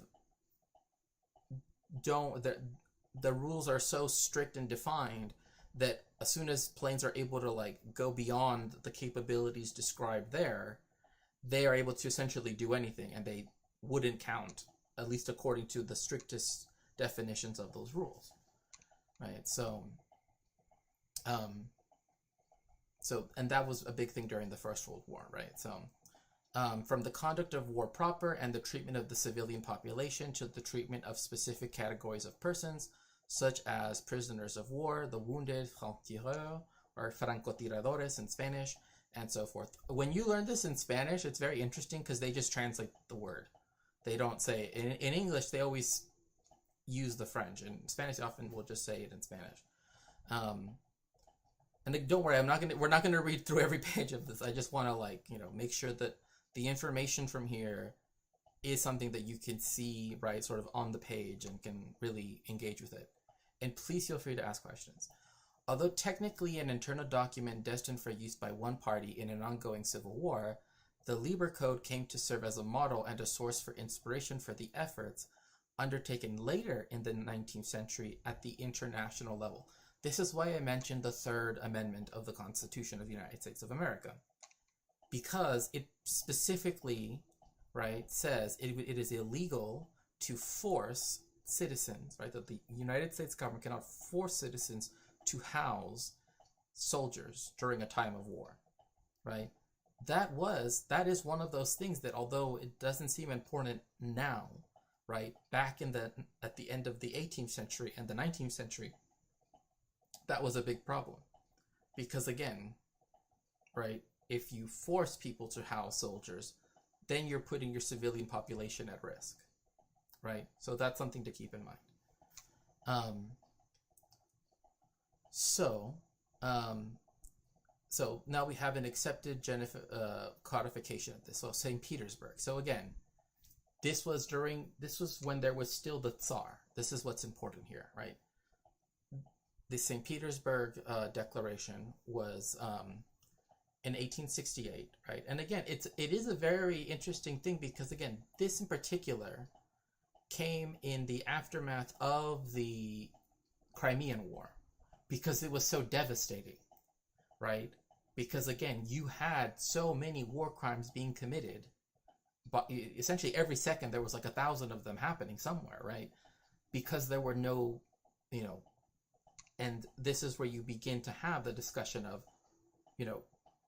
should we allow any artillery to be used, right? At what point does, using stuff that we know will cause mass destruction, right, be allowed within so far of a civilian center, or blah, blah, blah, blah, right? Those are questions that have to be asked, because otherwise you get mass destruction that particularly afflicts, right, prisoners of war, or even your own non-combatants, right? And these are very important things to keep in mind, because again, like in my own research, like right now, right, I have now that I'm working on a new big research project, right, and I'm looking at like a dirty, quote unquote, dirty war, right?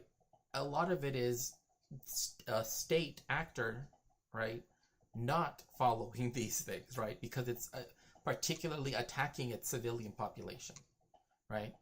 So a lot of this stuff right here is actually, like, this is why I also wanted to go over, is because this is germane to my research right now, right? It's something that I've already worked with, before when talking about other stuff in genocide studies, but also in history.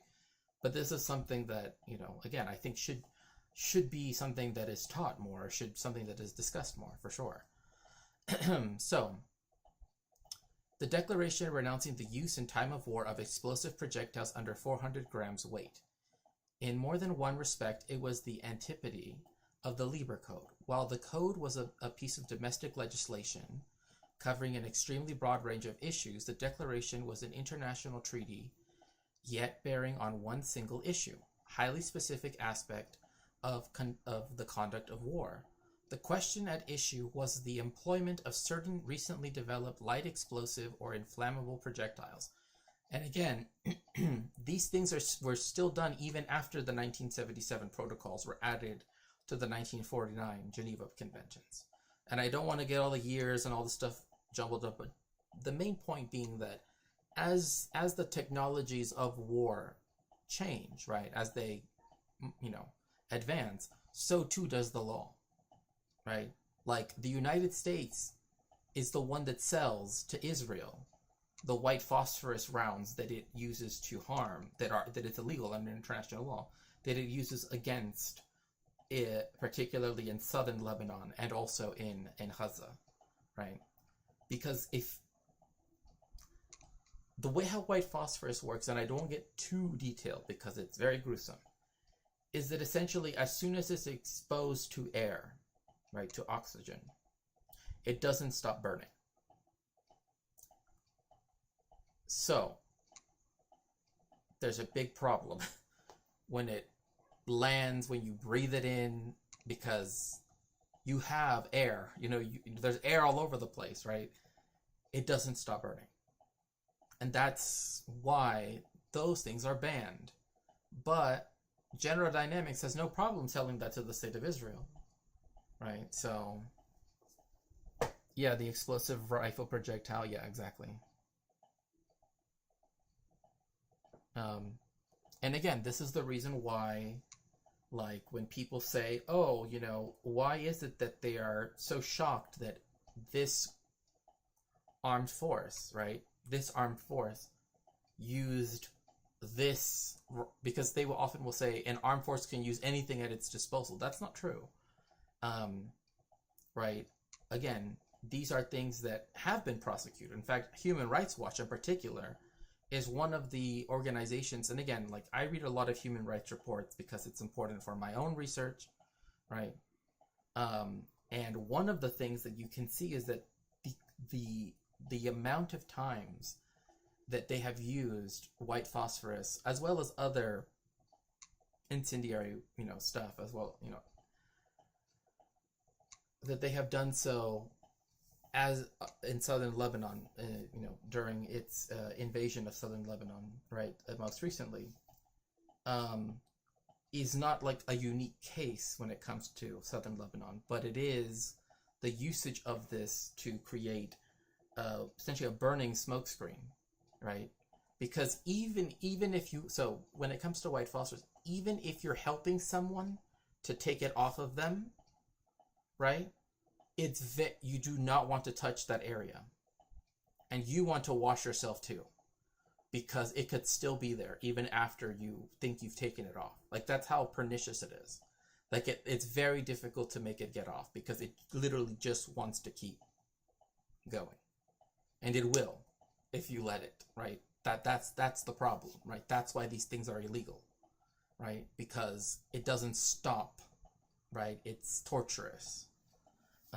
It's not something that, oh, it just does this, right? It's like, no, it continues to be on fire, in essence. And, yeah. So question, we do have factions, or could I say the invaded party, they will use an IED. Will they be subject to Lieber Code? Oh, do you mean, does this apply to both? Yes, it applies to Hamas as well.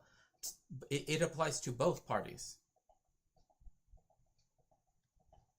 Yeah, white phosphorus uses thermite, which just continues to burn. Right, as long as it's exposed to air, which again, the people that live in southern Lebanon in particular, right, are peoples that in the history of Lebanon have been severely disadvantaged. So their access to medical care and all these other things are already lower than if they lived in northwestern Lebanon, which is wealthier, but also more Christian, more et cetera, let alone Beirut. So again, the harm that is done to people that are non-combatants is enormous, right? Because it's indiscriminate in its damage, right? It's not something you can just send to one person, right? Especially if you're using it for a smokescreen, because it can be used for a smokescreen. But yes, technically speaking, international law applies to both sides. The difference is that we've actually seen Hamas, right, and even Hezbollah, and again, I'm not praising either organization, I'm just saying, in terms of their usage of, in terms of international law, we have seen that, like, Hezbollah was willing to stick only to military targets when it was firing projectiles into the state of Israel, which, again, those are legitimate military targets, right? Because they're military targets, right?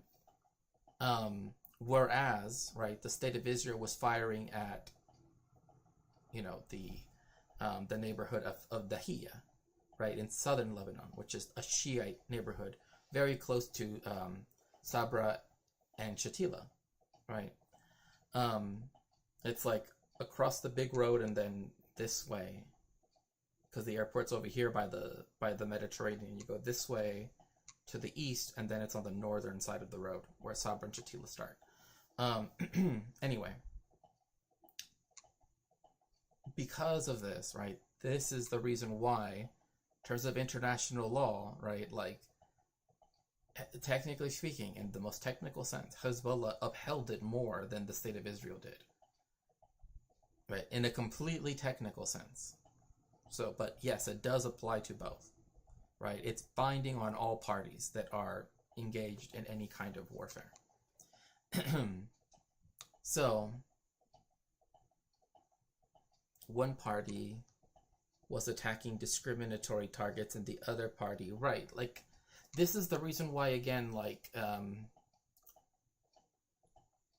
when people try to say, again, I'm not going to discuss October 7th because that's a whole different story. That's like a whole different thing. Because they do have the right to both self-determination and armed resistance, those are rights, right? Even with and even self-defense, right? That's Article 51 of the UN Charter. And also other countries can help in that self-defense, which is why Hezbollah and the Houthis, technically speaking, again, in a purely legalistic way of looking at things, we're doing stuff that was within the law to do, technically speaking. Like doing a blockade is a non-violent way of trying to, help in Palestine self-defense, right? For example, right? Like, that isn't illegal to do, right? There have been blockades used many times before. Regardless, this is a whole different point, but this is the reason why, like, the IDF, the fact that it has a high rate of people that are non-combatants, right, that are civilians, particularly children, that they are known to have, right? And again, this is from reports from doctors, this is from reports from journalists, this is from, and you can read the reports from Human Rights Watch, Amnesty International, B'Tselem, even the International Committee of the Red Cross, Médecins Sans Frontières, they've all gone into it. Médecins Sans Frontières is the one that specifically is written by doctors or has doctors' testimony and such. And so it's actually, I think it's called like, it's like Living in Hell. I think that's what the title is. It's really good, but it's very, sad. But again, if they're attacking, if the first one, Hamas, if it's attacking soldiers, but the other group is attacking civilians, or is attacking at will, so to speak, yeah, in an indiscriminate fashion. That's the reason why, like, the whole beeper thing, I don't know if people remember that because it's been so long, the whole beeper thing, that was indiscriminate. That's the problem. That's the reason why that was illegal. Like, because there's no way for them to know that only combatants, right, people that were not hors de combat, right, because it's like saying, oh, well, members of Hezbollah. Well, what does that mean? What counts as a member? I mean, Hezbollah has hospitals where they employ doctors and nurses, right? They have schools. They have, you know what I mean? It's like, they're not just the armed wing, right? The problem is that conflation is where people tend to justify a lot of the IDF finds room to justify what it does against them. But again, that's why when it came to like the beepers, right, it's like there were children that was injured. Even one potential injury is the problem, right? Because then it is a question of potencia, right? Not just potestas, right? Like, that's the issue then, right?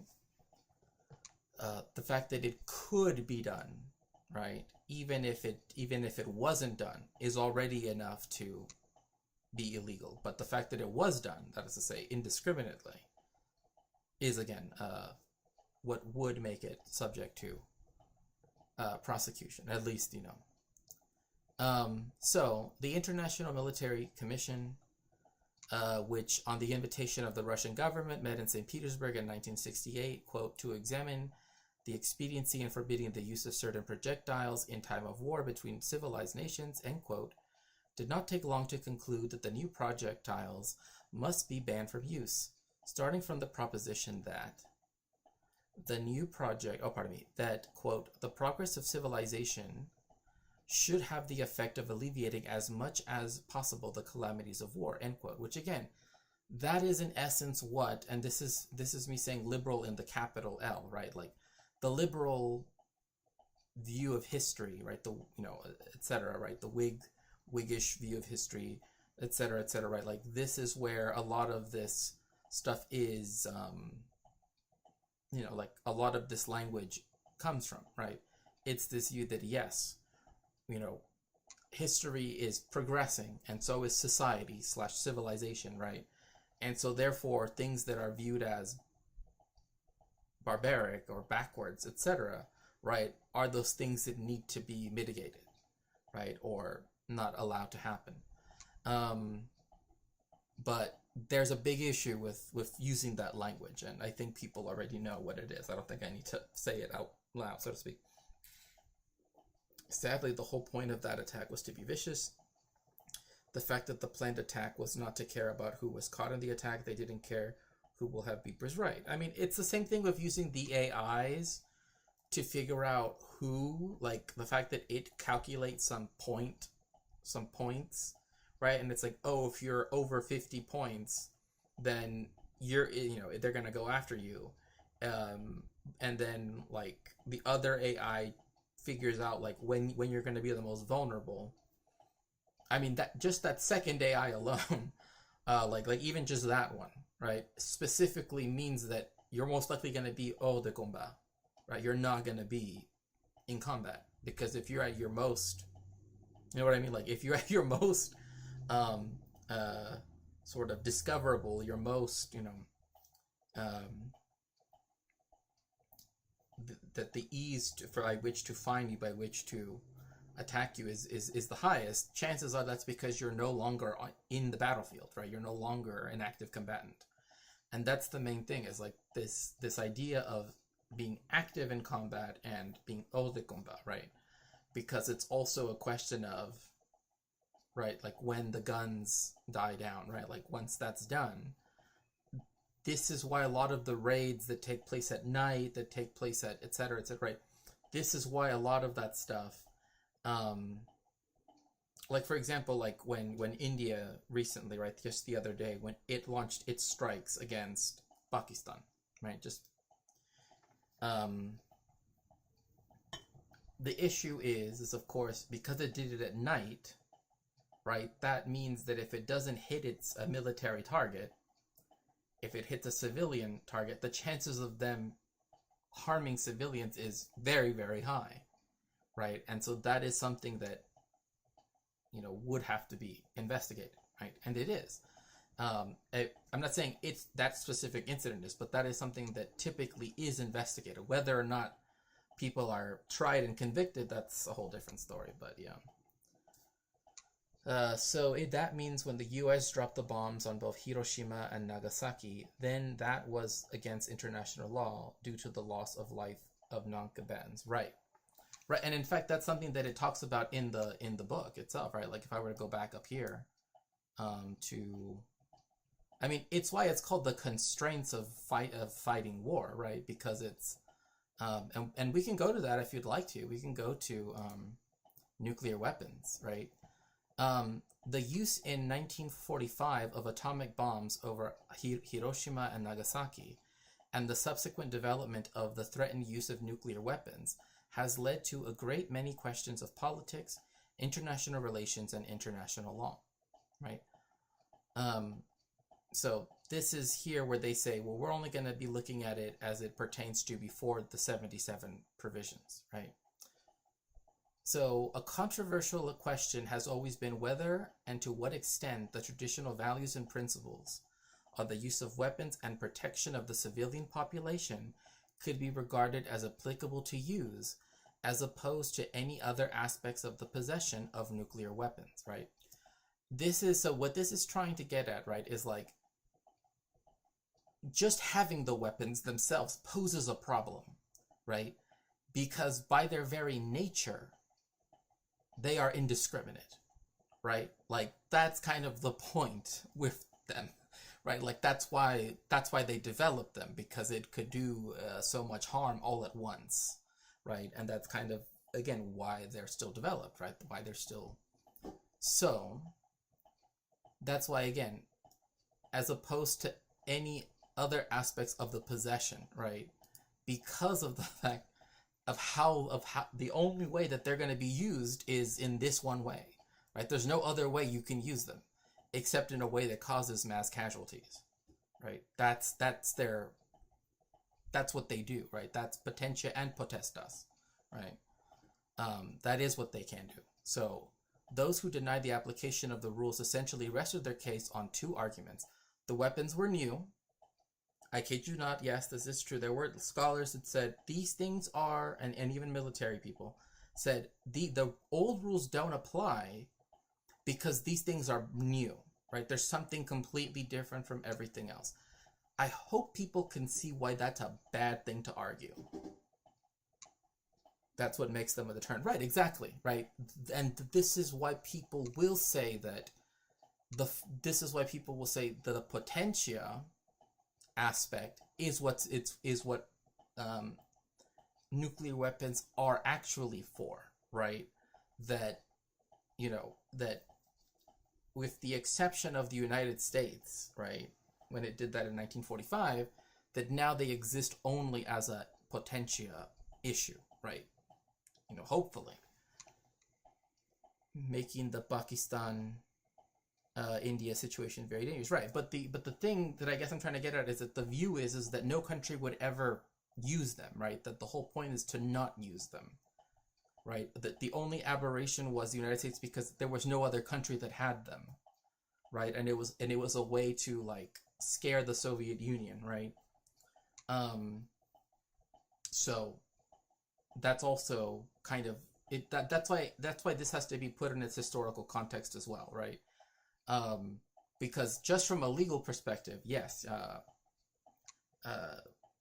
most people would argue that just having them, and there are things of like for nuclear disarmament that have been signed, right?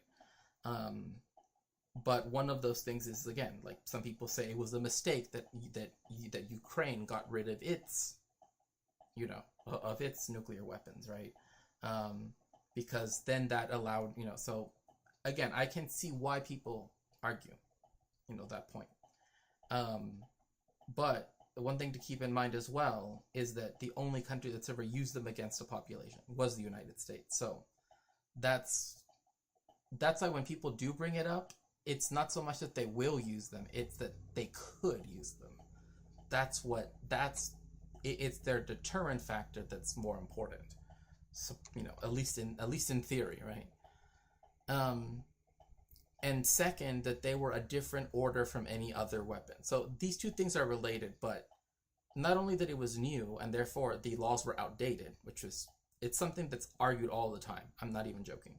Oh, well, this doesn't apply because this tank is the, Panzer, 62, not the 61A. You know what I mean? It's like, same thing is like they are a weapon class all their own, that they are not subject to these general rules, right? That is the other school of thought about this, right? The argument of the novelty of nuclear weapons was flawed from the outset. Rules and principles on the use of weapons of war did not come into being on the implicit understanding that they would be limited to existing weapons. Again, this is why it's important, again, because there are people that will say, right, that, may not necessarily be, well-versed in international law, or, may not necessarily go into the specific details of international law, and that's fine. Like, no one's enjoined to do so.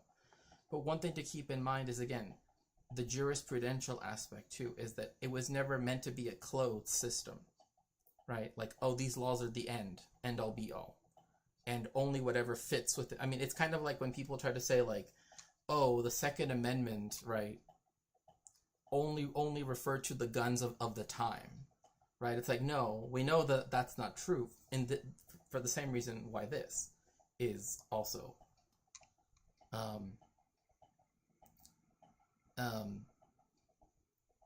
and they've always been regarded as applicable to use of all kinds of new weapons without exception. So again, unless they were willing to make it an exception for nuclear weapons, there is no exception for nuclear weapons.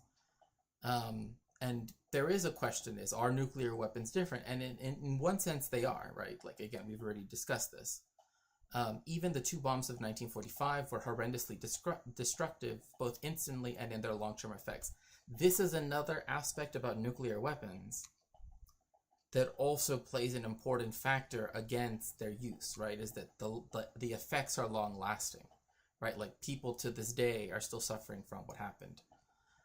Since these have remained to the only instances of actual use of nuclear weapons, a discussion focused from the outset on the deterrence effect attributed to the possession and peacetime deployment of nuclear weapons rather than on their use. Again, this is why I said, for most of this discussion, it's centered around deterrence, right? How they act as a deterrent.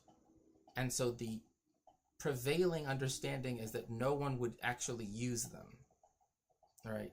The United States used them, but that nobody else would ever use them because now they're so powerful, and now we've also seen the effects of them, that they know that the effects would be so far-reaching that there's no reason to do so, right? It's more that it stops the violence from getting to a certain point, right? It kind of puts an upper limit, some would argue, right, to a certain amount of armed conflict, right?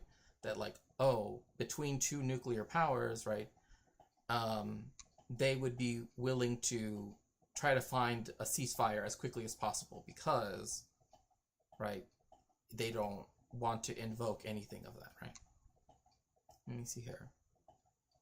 To me, a world where most countries have nukes is like a Mexican standoff. Yeah, everyone pointing the gun.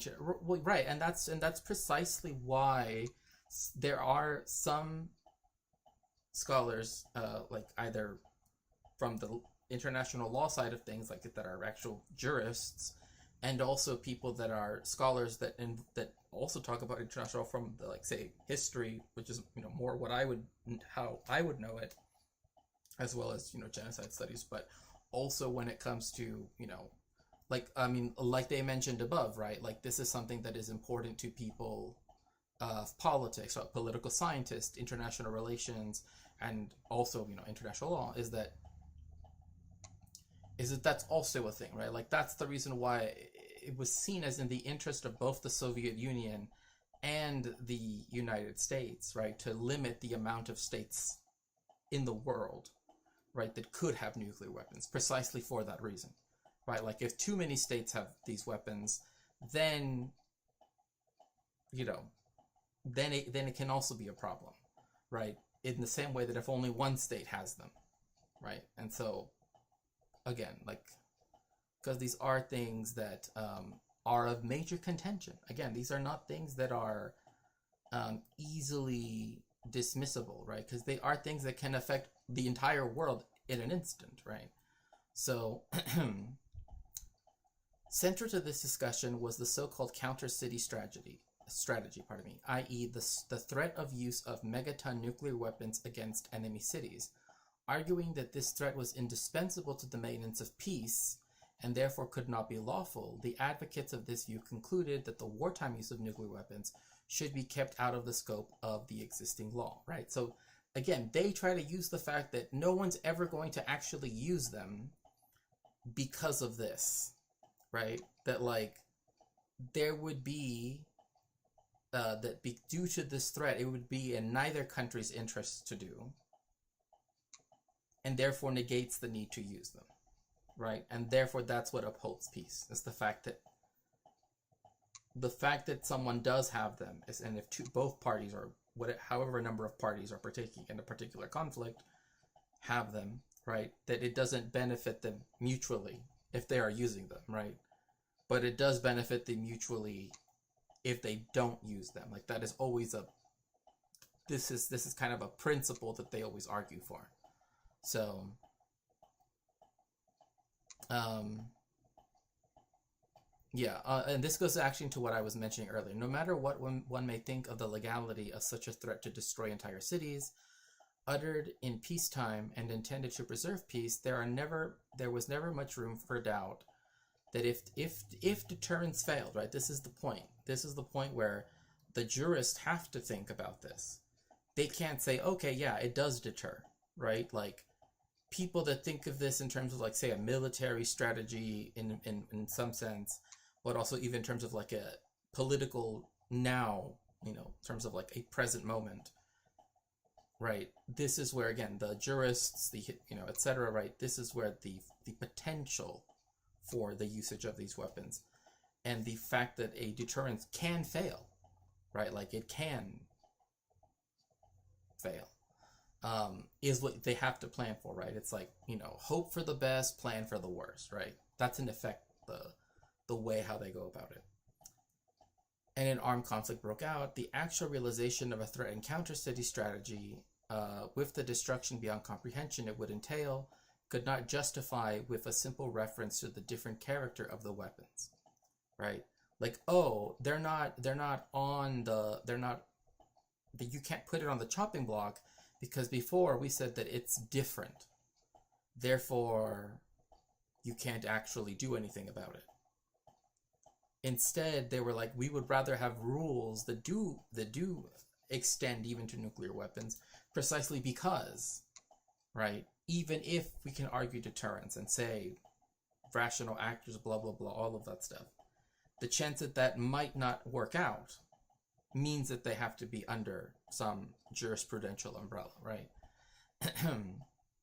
So, as the law stood, therefore, execution of the strategy could at best, if at all, be justified as a measure of reprisal against comparable earlier wrong, which again is talking about the United States' usage of them against the Empire of Japan.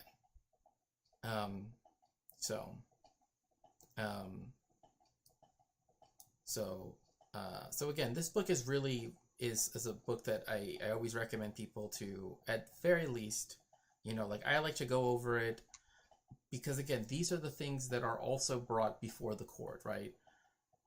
Because these are the things that can be cited, right? Like, when you look at the application, when you look at all of the documentation of the ICJ or the ICC, right, you will see a lot of references both to UN, like, internal stuff, right, like from different reports, but also to this, right? The creation of these weapons are definitely our future demise. Basically, don't miss. If you do, then plan for the consequences. Well, I mean, that's one way. That is one way to think of it, for sure. But I think the point being that hopefully, hopefully, that would never be the case, right? That there would never be. Let's look at something. Let's look at something. Let's look at perfidy. Okay, so Article 37. Article 37, paragraph 1 provides a modified version of the prohibition in in Article 23, subsection B of the Hague Regulations to, quote, kill or wound treacherously individuals belonging to the hostile nation or army, end quote. The first sentence prohibits to do this, an adversary by resort to perfidy. So again, this is deception, right? This is actually what the IDF did when they went into that hospital, right, dressed as medical staff. That's perfidy, right? It is noted that capture has been added to the list, right? So while the Hague Regulations left the notion of treachery undefined, because one thing I've always wondered is why they did leave it undefined, but also because that they would often say that, and maybe it'll go into this, is that people see perfidy and treachery as different elements of related crimes, right? Like perfidy requires treachery, right? So if you define perfidy, then by extension you're also sort of creating a space where treachery is also sort of defined by any specific crime in relationship to perfidy, right? So while the Hague Regulations, left it undefined, it says to define perfidy in terms so concrete and precise as to permit of its application in a legal setting. Now, this is very important, right? Why is it that when it comes to international law, you will often see definitions being used that are very, very, very drawn out and very explicit about what it does, what it's supposed to say, etc. That is precisely because legal definitions are different from a dictionary definition, right? Very different. This is why every time that I've had someone be like, well, if we look at the dictionary, it says that genocide is blood. It's like, that doesn't matter. It doesn't matter what that says, right? Because there's already a whole multiple schools of thought when it comes to international law, when it comes to genocide studies, when it comes to, et cetera, et cetera, et cetera, right? When we're talking about these legal definitions, right, you cannot bring out the Oxford English Dictionary and be like, well, my definition says. You can't do that. That's not how that works, right? Like, these definitions have a higher, actually have, as it were, like temporal power, one might say, right? Because these are the effectual ones, right? These are the ones that are used by which to have jurisprudence built off of. Hence why they tend to be very specific, right? Also why they tend to use a lot of jargon. And it's interesting too, Estelle, I'm not sure if you're still here, but if you are, it's interesting too why both courts, like some of their rationale for choosing French actually, as having it being one of the languages where everything would be written in, as well as, the trials would be held in, is because their view that French was more precise in its language in relationship to, right, its descriptions of things, right? Like hors de combat. Okay, good. Because like hors de combat, right? Like that is a term that's right directly from the French, right? Oh, outside of combat. But hors de combat is talking about a very specific thing. Right, it's not just outside of combat, because then it's still kind of, but there is a state of being that's hors de combat, right?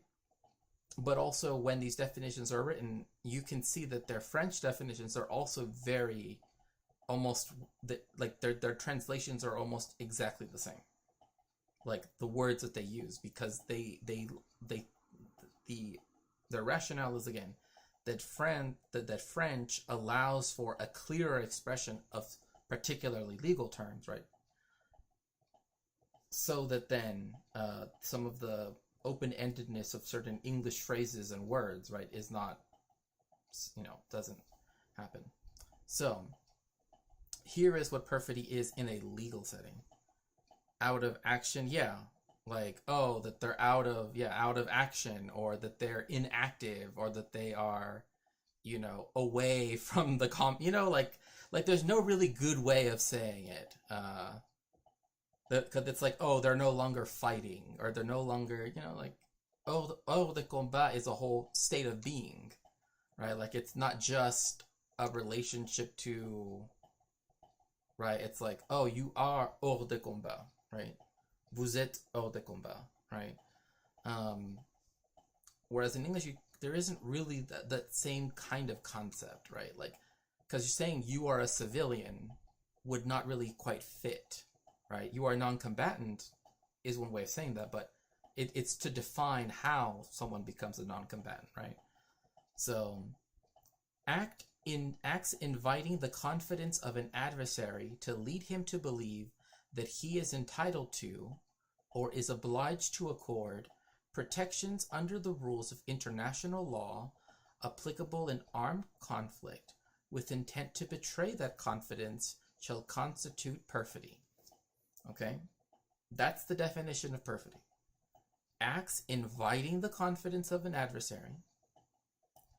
That this is why I say it's deception, right? In essence, that's what it is, deception, right? And they do say lead him. Like, I mean, when these things were written, that lead him to believe, right, that he is entitled to, or obliged to accord. So either that he will receive protection, right?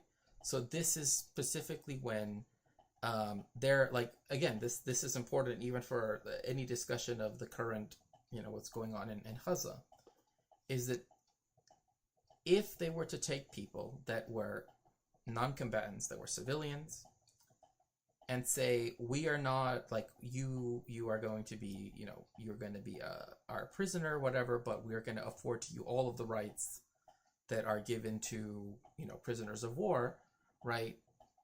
But then you do that to then, do horrendous stuff to them to get them to talk and tell you where blah, blah, blah is, because you think that they might know. That would be perfidy, right? Because you are being duplicitous, right? But particularly with the aspect of protecting them, right, as a person, right? And it's both protecting them or being protected, right? So either that they think they have to give you special protection. This is why I said the soldiers, the IDF soldiers that dressed up like medical staff and then went into the hospital, right? They were committing an act of perfidy because Hamas does not attack doctors. Like, nobody shot them. Nobody went against them, right? Because doctors, medical staff, are a protected class of people, right, in war. So what ends up happening?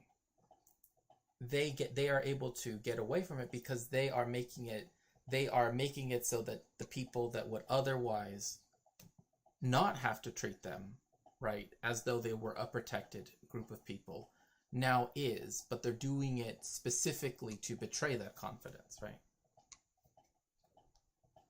Oh, yeah.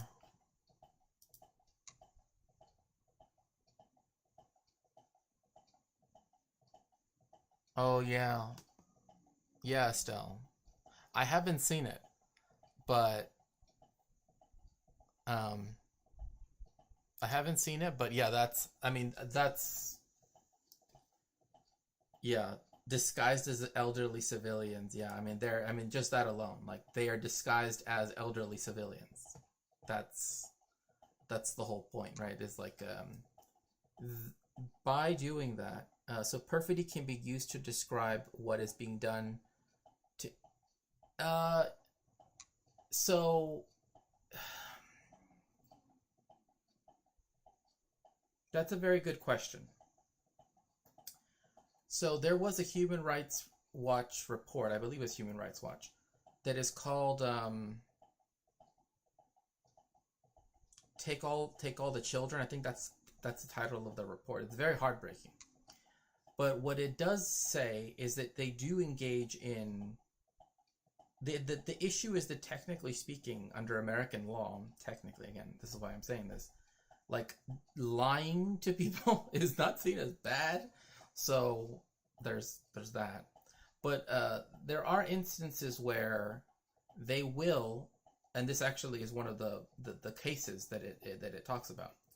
They told a mother, right, that they would not know where her child was because he was no longer in their custody.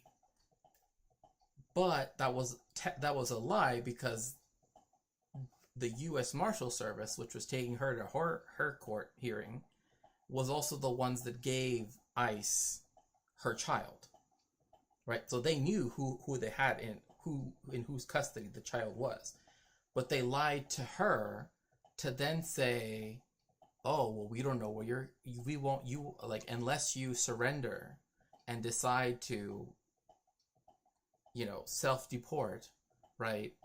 Then we can find out where your child is, right? Because we don't know where your child is, right? He's not in our custody anymore." So that is deception, right? And some people could say that falls under treachery, et cetera, but again, that's the example that comes to mind, where they will, again, say that the children are in one place. And in fact, there actually was a case, I think, in that same report, where they actually deported the child, and the parents didn't know because of this. And so the child was deported by themselves to Mexico without their parents, who were then told, "Oh, by the way, your son's gone. He was deported yesterday," or whatever. So this is the problem, is they're playing with a lot of these mechanisms a lot by saying, well, we don't know where he is because he's no longer in our custody, but they know whose custody he is, because the place where they have the holding center is just across the street, right? But they're actively lying about that, right? So yeah. So 2 points of worthy of note here. One is the construction of the paragraph, right? This is why I'm saying, when it comes to the legalese of all of this, oh, that's heartbreaking, and I hope this administration here gets charged by the International Court of Justice, because the horrendous things they have done to minorities. Well, see, this is why I think that if there ever was a time to submit such a case, right, it would be right in this time right now, because on one hand you have the United States kind of oh, we're just going to ignore it, but that also, and again, this is just what some people have said, right? It's not, I'm just saying that I can see their point, that because, right, the Trump administration doesn't care, that they would actually allow for the whole thing to happen, the whole investigation would happen, so to speak. And they could, also get their information from the human rights organizations, to where they could possibly pass a judgment, right? Or at least give an advisory opinion or something. But that would require a state party to take the United States to court, right? That's the one thing. But yeah, dressing up as elderly citizens when you're actually IDF soldiers is wrong, because again, that's one of the things where even if they were a militant, whatever you want to say, if they are already injured and already can't fight back, then they also don't count, right? Because now they require medical attention. That's one of the things, is what you see is people trying to skirt the line to just, or rather, if not outright, just go beyond it. But when you do see them trying to skirt, it's usually, well, he was a fugitive. Well, again, something people need to qualify by what they mean by fugitive, right? What is he running from? Because he was himself shot, It's not that he was the one doing the shooting, right? Then you have the idea of soldiers that come in and then they, unalive him, right? Point blank. And so that's where, again, you have a person that's injured that can no longer actually be a combatant. And you do that is against international law. That just is. So, and again, the wording of this paragraph, it's worded in a very strange way, but it's because, again, usually they want the English and the French to be as close as possible in both its structure. I mean, as much as they can be, as two languages, right? They can't be exactly the same. But they also want it to be so that, again, the language more or less is very clear, right? That's what they want, is for it to be as clear as possible, right? So, although the, quote, acts inviting confidence with intent to betray it are stated to constitute perfidy, carrying out such acts is not enough to constitute a crime, right? So just doing things that would be perfidious, right, do not constitute the crime of perfidy, right? Rather, the acts are a qualifying element which, together with the material element, the actual killing, injuring, or capturing of the adversary, constitutes the act of perfidious killing. Again, it's not being deceptive to someone and saying that you will protect them, right? Like if those IDF soldiers, right, if they would have said, don't worry, we're not going to harm you, you're whatever, blah, blah, blah, right? We're actually going to, do stuff according to international law. That, and they, don't, right? Like, and they just, don't do anything to him, right? That would be one thing. But it's when they use the fact that they now have someone who's lowered their guard, right? Someone who believes that they are going to be protected as per international law, and then are, right? Because the main thing about this, about perfidy, is that it means that the very concept of international law, of these protections being applicable to everyone, right, comes into question, right? That is why perfidy and the betrayal of that confidence are so important, right? Because it's saying that you have to give people these protections. You either have to let them know, right? They either have to know they have to give you these protections, or you have to give them to other people, right? But when you're using it as falsely, so as to then harm that person when they are no longer a threat, right? Then that means that you are making the concept of those protections, right, be called into question, right? So that is the problem with, say, the state of Israel committing all of these war crimes, is that then it brings into question, right, the very idea of the protection of civilians, the whole stuff regarding children and non-combatants, medical staff, journalists, etc., etc., etc., right? In its case, right? Because it's willing to not even worry about those things. It's willing to completely set those aside. But that also means that now I'm not going to say it was ever trusted, but it now will not be trusted, right? Like it can say, oh, it's the most moral army in the world. We know it's not, because that's a value judgment, right? I mean, that is a thing, that is a matter of opinion, I should say, right? Because what does moral even mean, right? But in this case, right, because you have so many perfidious acts and treachery, right, being committed, is that then the very idea that people could trust, right, the IDF to actually uphold the basics of international law in terms of protecting, right, prisoners of war or non-combatants or et cetera, et cetera, et cetera, also calls into question, right, whether or not these can be enforced globally.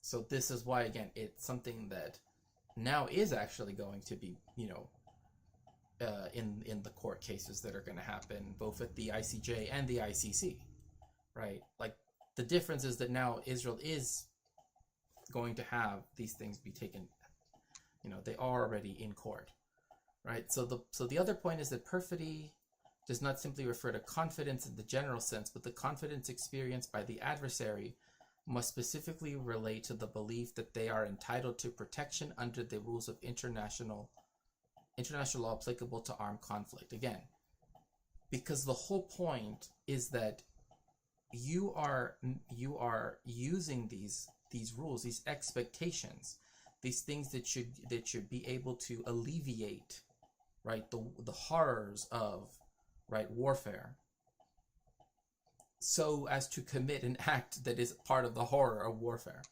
right?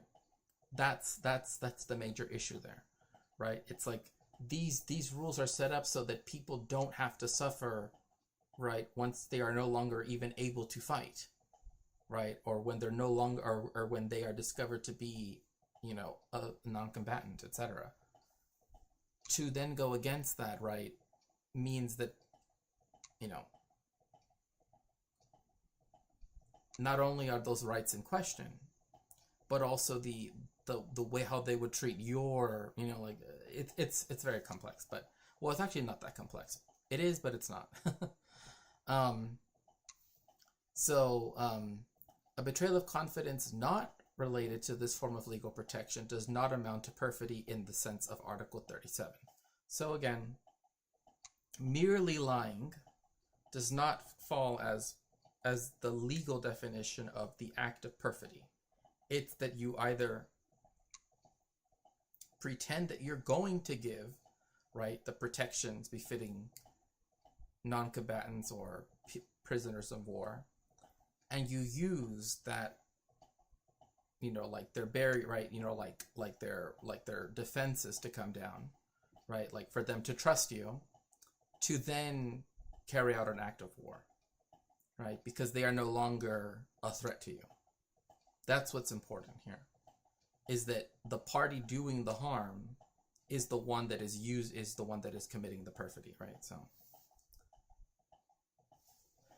which is why perfidy could not be used for ICE actions. The U.S. is not in armed conflict with immigrants, which is why the use of AEA is, you're right, and that's why I was saying, like, they do lie, and it could be considered treachery in a very vague sense, but it's not perfidy in the international law sense, because there's no war against this. They are, and also American law allows for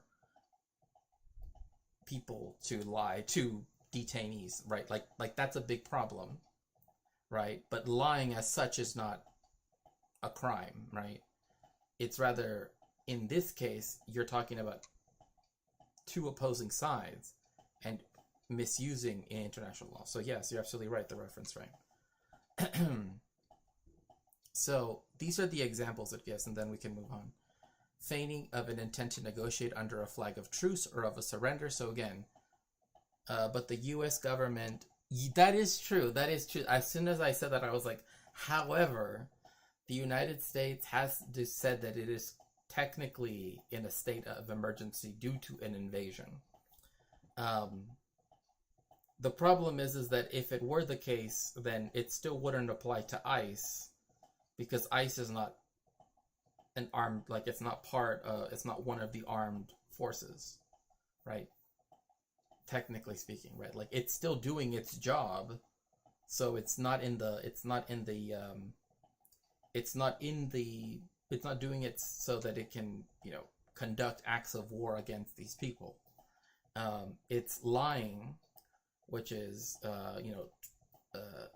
wrong, and in some cases can be deemed illegal, depending. But the main thing is that they are not the ones that would be considered the combatants in this. In fact, the fact that Trump has moved all of those military units to the border with Mexico, it would technically, I guess, in one sense, one way you could argue is that then those soldiers could be possibly considered to be, but that's taking Trump's declaration as being the truth, right? That's saying there is an invasion because you say there is.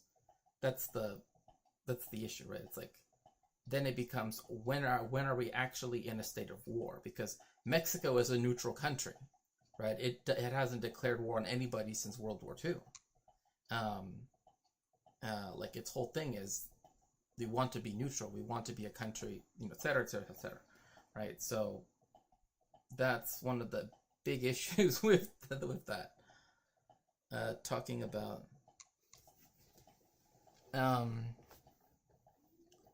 but wait, enacting the Alien... Right, by them enacting the Alien Enemies Act, which they're doing so on the basis that there is a supposed invasion, right, by places like, by organizations like the Tren de Aragua, across the southern border.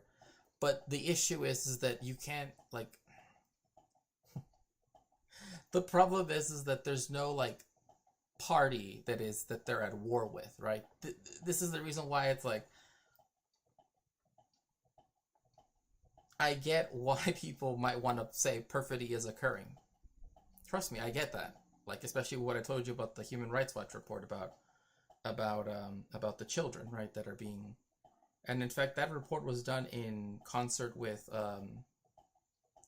University of Texas at Austin's legal clinic, but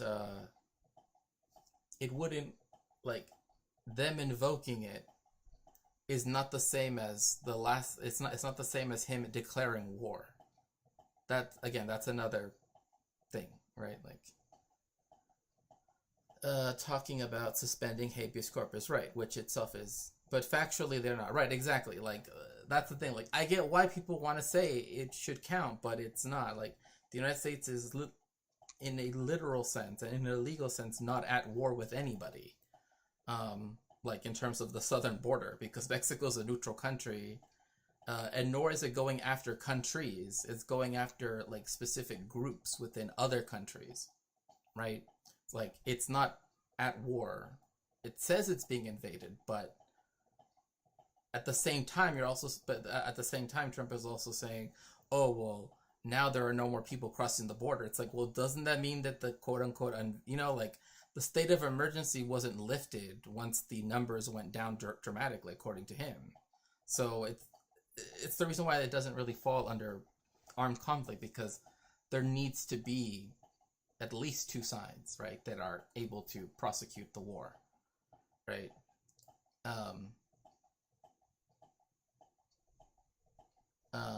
But yeah, that is just a rationalization. Yeah, to the power grab by the president, any rational court would conclude the use of the AEA is illegal. Right, exactly. Because again, like, the only other times and that's why it is being contested, because it doesn't make any sense to say that the United States is under a time of war, because if President Trump wanted to say we were in war, he could literally put it up, like, declare war. He just would have to ask Congress to do that, because Congress has to approve.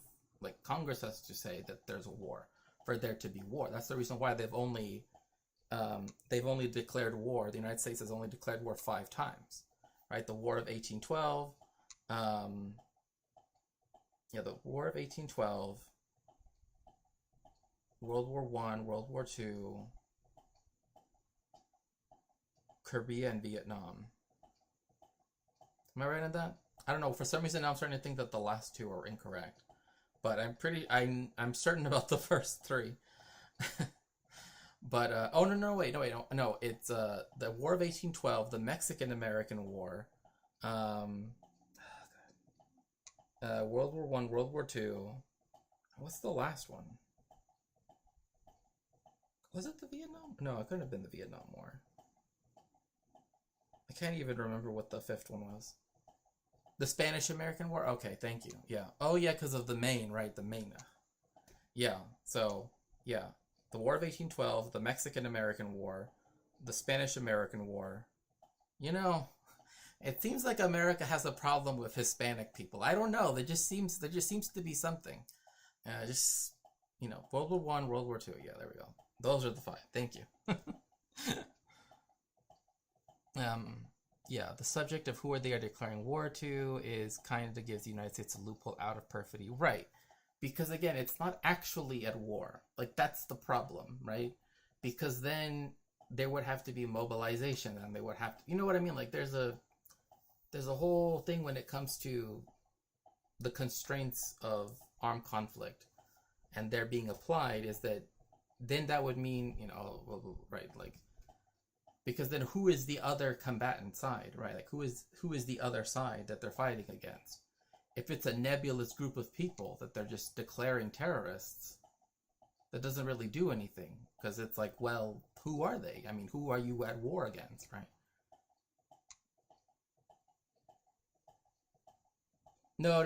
They never. The United States has only declared war 5 times, officially declared war. That is to say, Congress declared war. Every other war since World War II has been just the United States allowing sorry, because I got mixed up right away, and I was like, oh, no. Every war since World War II has not been a declared war. It's been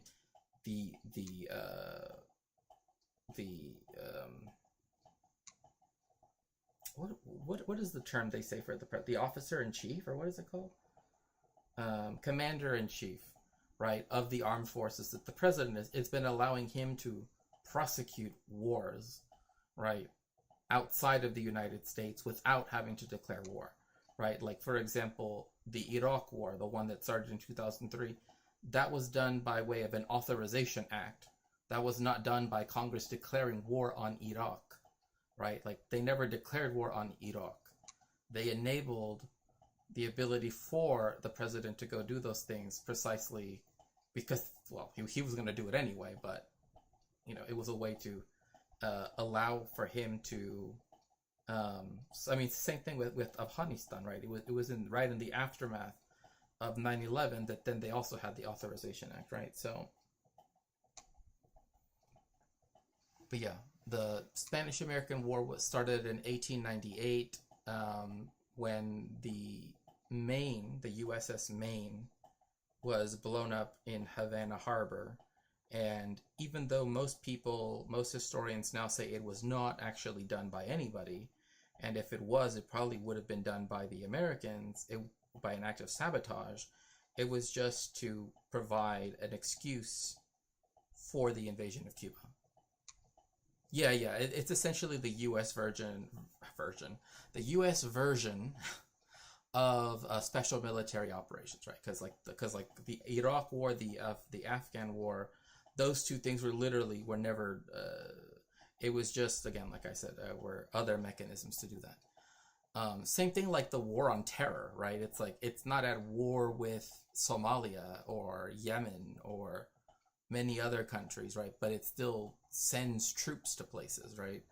But that's done because international terrorist organizations are things that, because of the aftermath of 9/11, they did pass a law that essentially makes it so that the president can prosecute specific war actions, I guess, against terrorist organizations, right? So that's something that Congress no longer has to keep enabling him to do, right? Instead, he can do it without necessarily having to take it to Congress. I know that there's like a certain limitation to that, but even so, like, he can engage in those actions on at his own will. Was the Serbian War that the U.S. got involved in the late 1990s? No, that was not at all a declared war. No.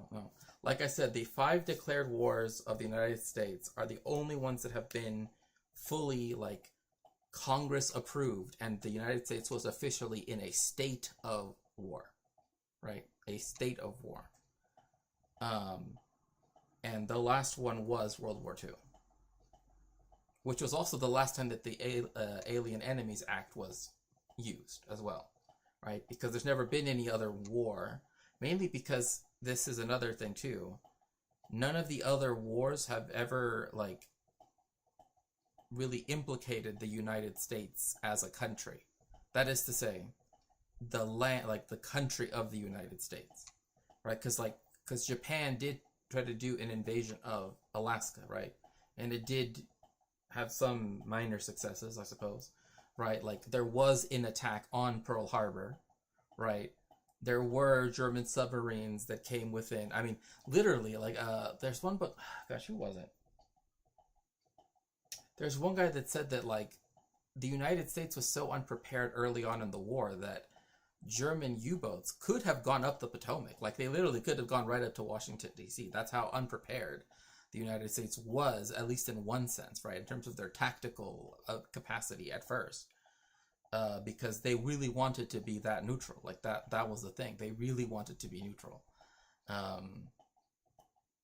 So, you know, U-boats were, you know, for all we know, there were U-boats in the Chesapeake Bay, right? But again, the AEA has only been invoked 3 times: War of 1812, World War I, World War II, right? World War I against Germans, World War II against the Japanese, right?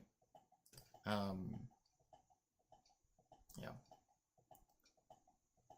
And also the Serbian War was just the United States sending over like aircraft carriers, because it was technically NATO that did that. Technically speaking, NATO did that.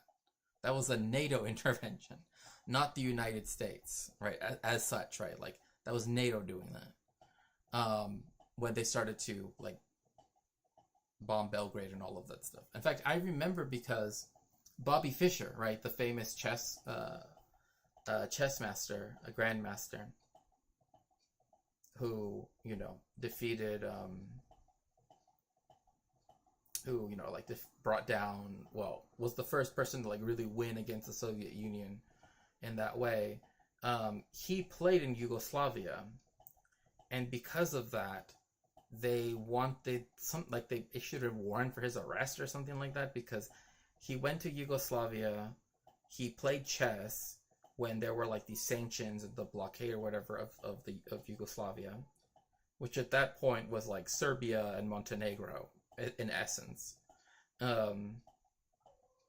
So instead he ended up getting Icelandic citizenship and lived in Iceland after that.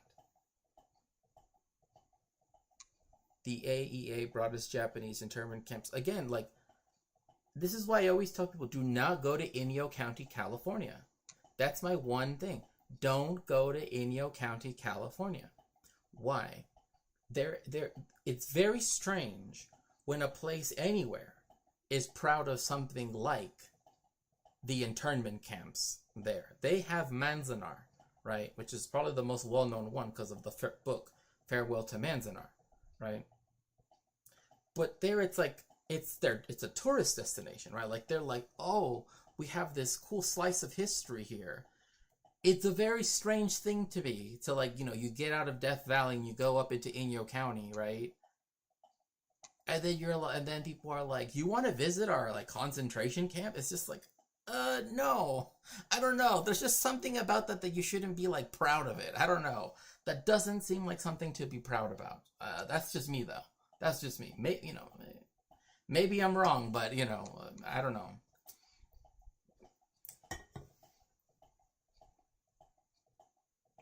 Which many poor Japanese Americans. Well, I mean, a lot of it too was like, because in LA it was very devastating too, because a lot of the canneries that were on Terminal Island, which is in the Long Beach Bay, it's effectively were, you know, they went from being bustling. I mean, the work conditions were horrific. I mean, these were, you know, this was, you know, World War II era, right, in the 40s. So the work conditions were not great, but they were horrific, absolutely horrific. But that was a place where Japanese descended people and Japanese, you know, immigrants could work, because again, they couldn't work just anywhere.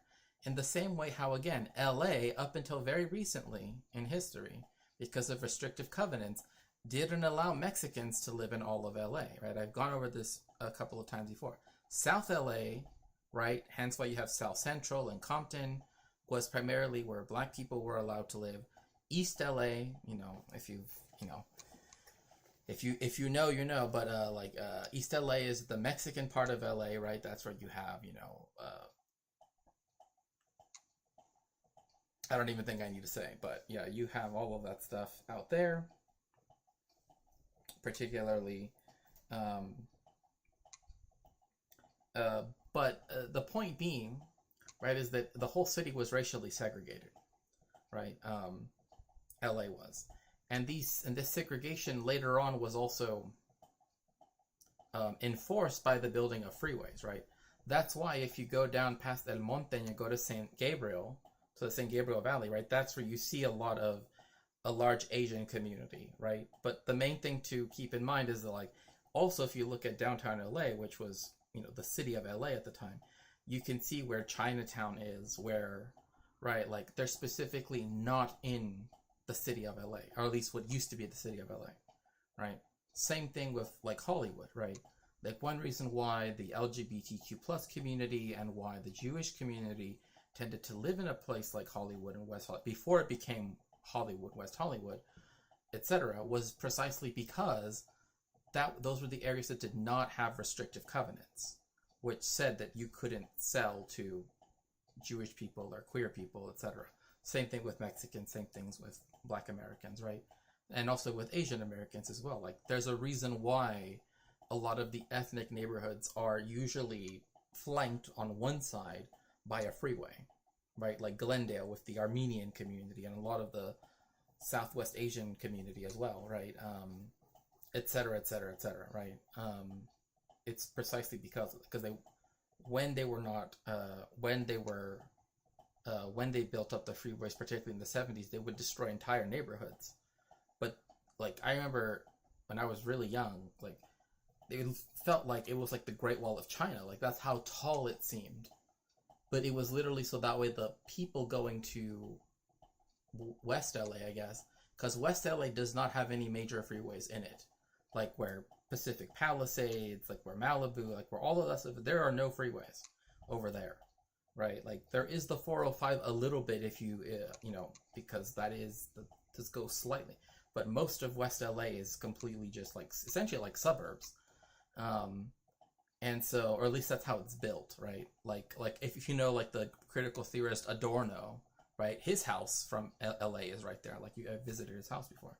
I mean, it's literally just a house, but, there's nothing special about the house, right? Other than, if you know about him and that he lived in LA, you know where he lives.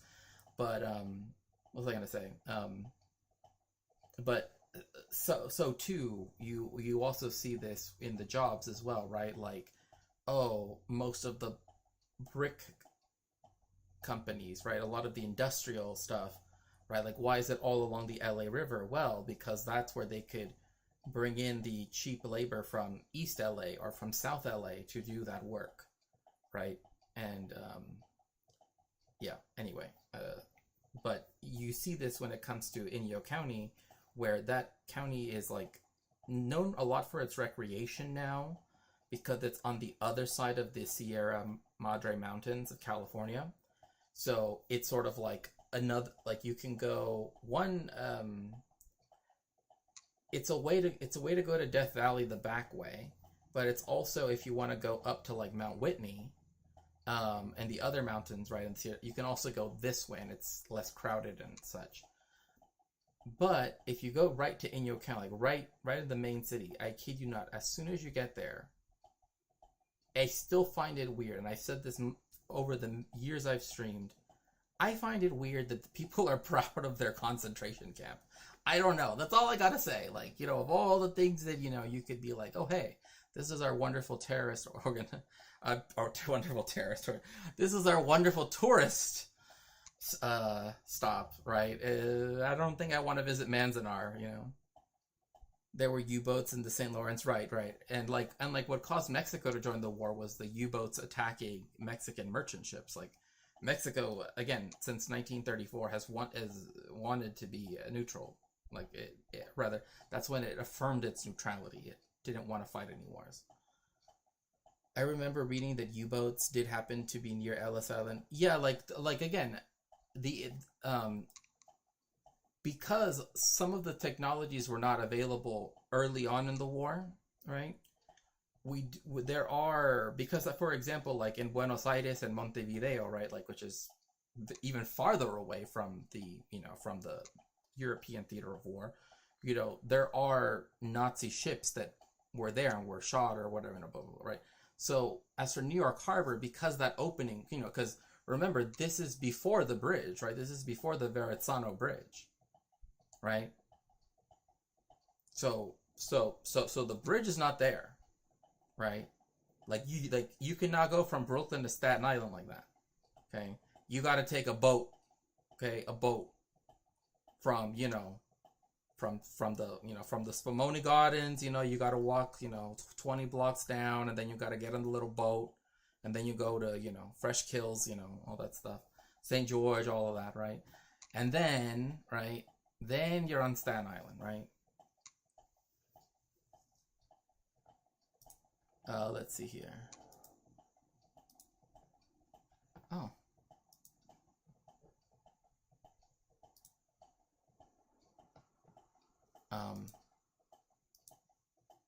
Okay.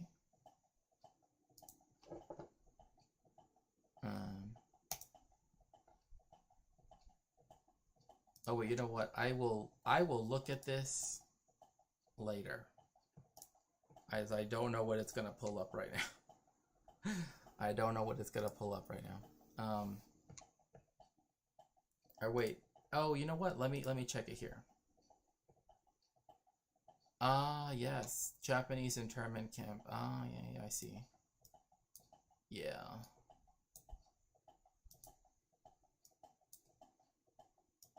Oh wow. The Department of Justice Santa Fe internment camp. That reminds me, I have to visit Santa Fe one of these days. I have been meaning to go, but I just haven't been able to go. So it's Google Maps. Okay. See, I've never been to LA, so I don't know how the neighborhoods are separated that way. I'm gonna go to sleep. Okay, have a good night, Estelle. Have a good night. Take care.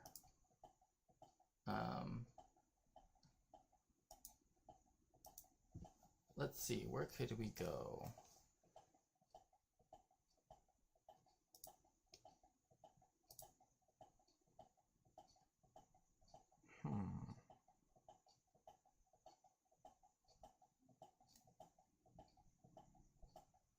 Oh, nice, nice.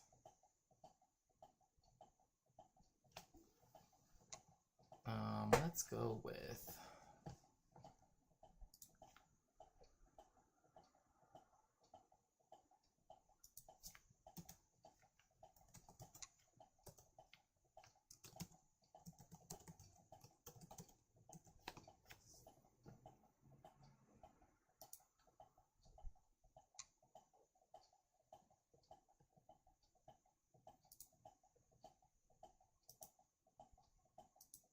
Okay, everyone, if everyone on Twitch could please get in the machine so we can head on over to see Complainy Laney. Please make sure to tell Laney hello. Thank you all for joining me for this wonderful stream. I appreciate it. And for those of you here on YouTube, I will see you all very soon as well.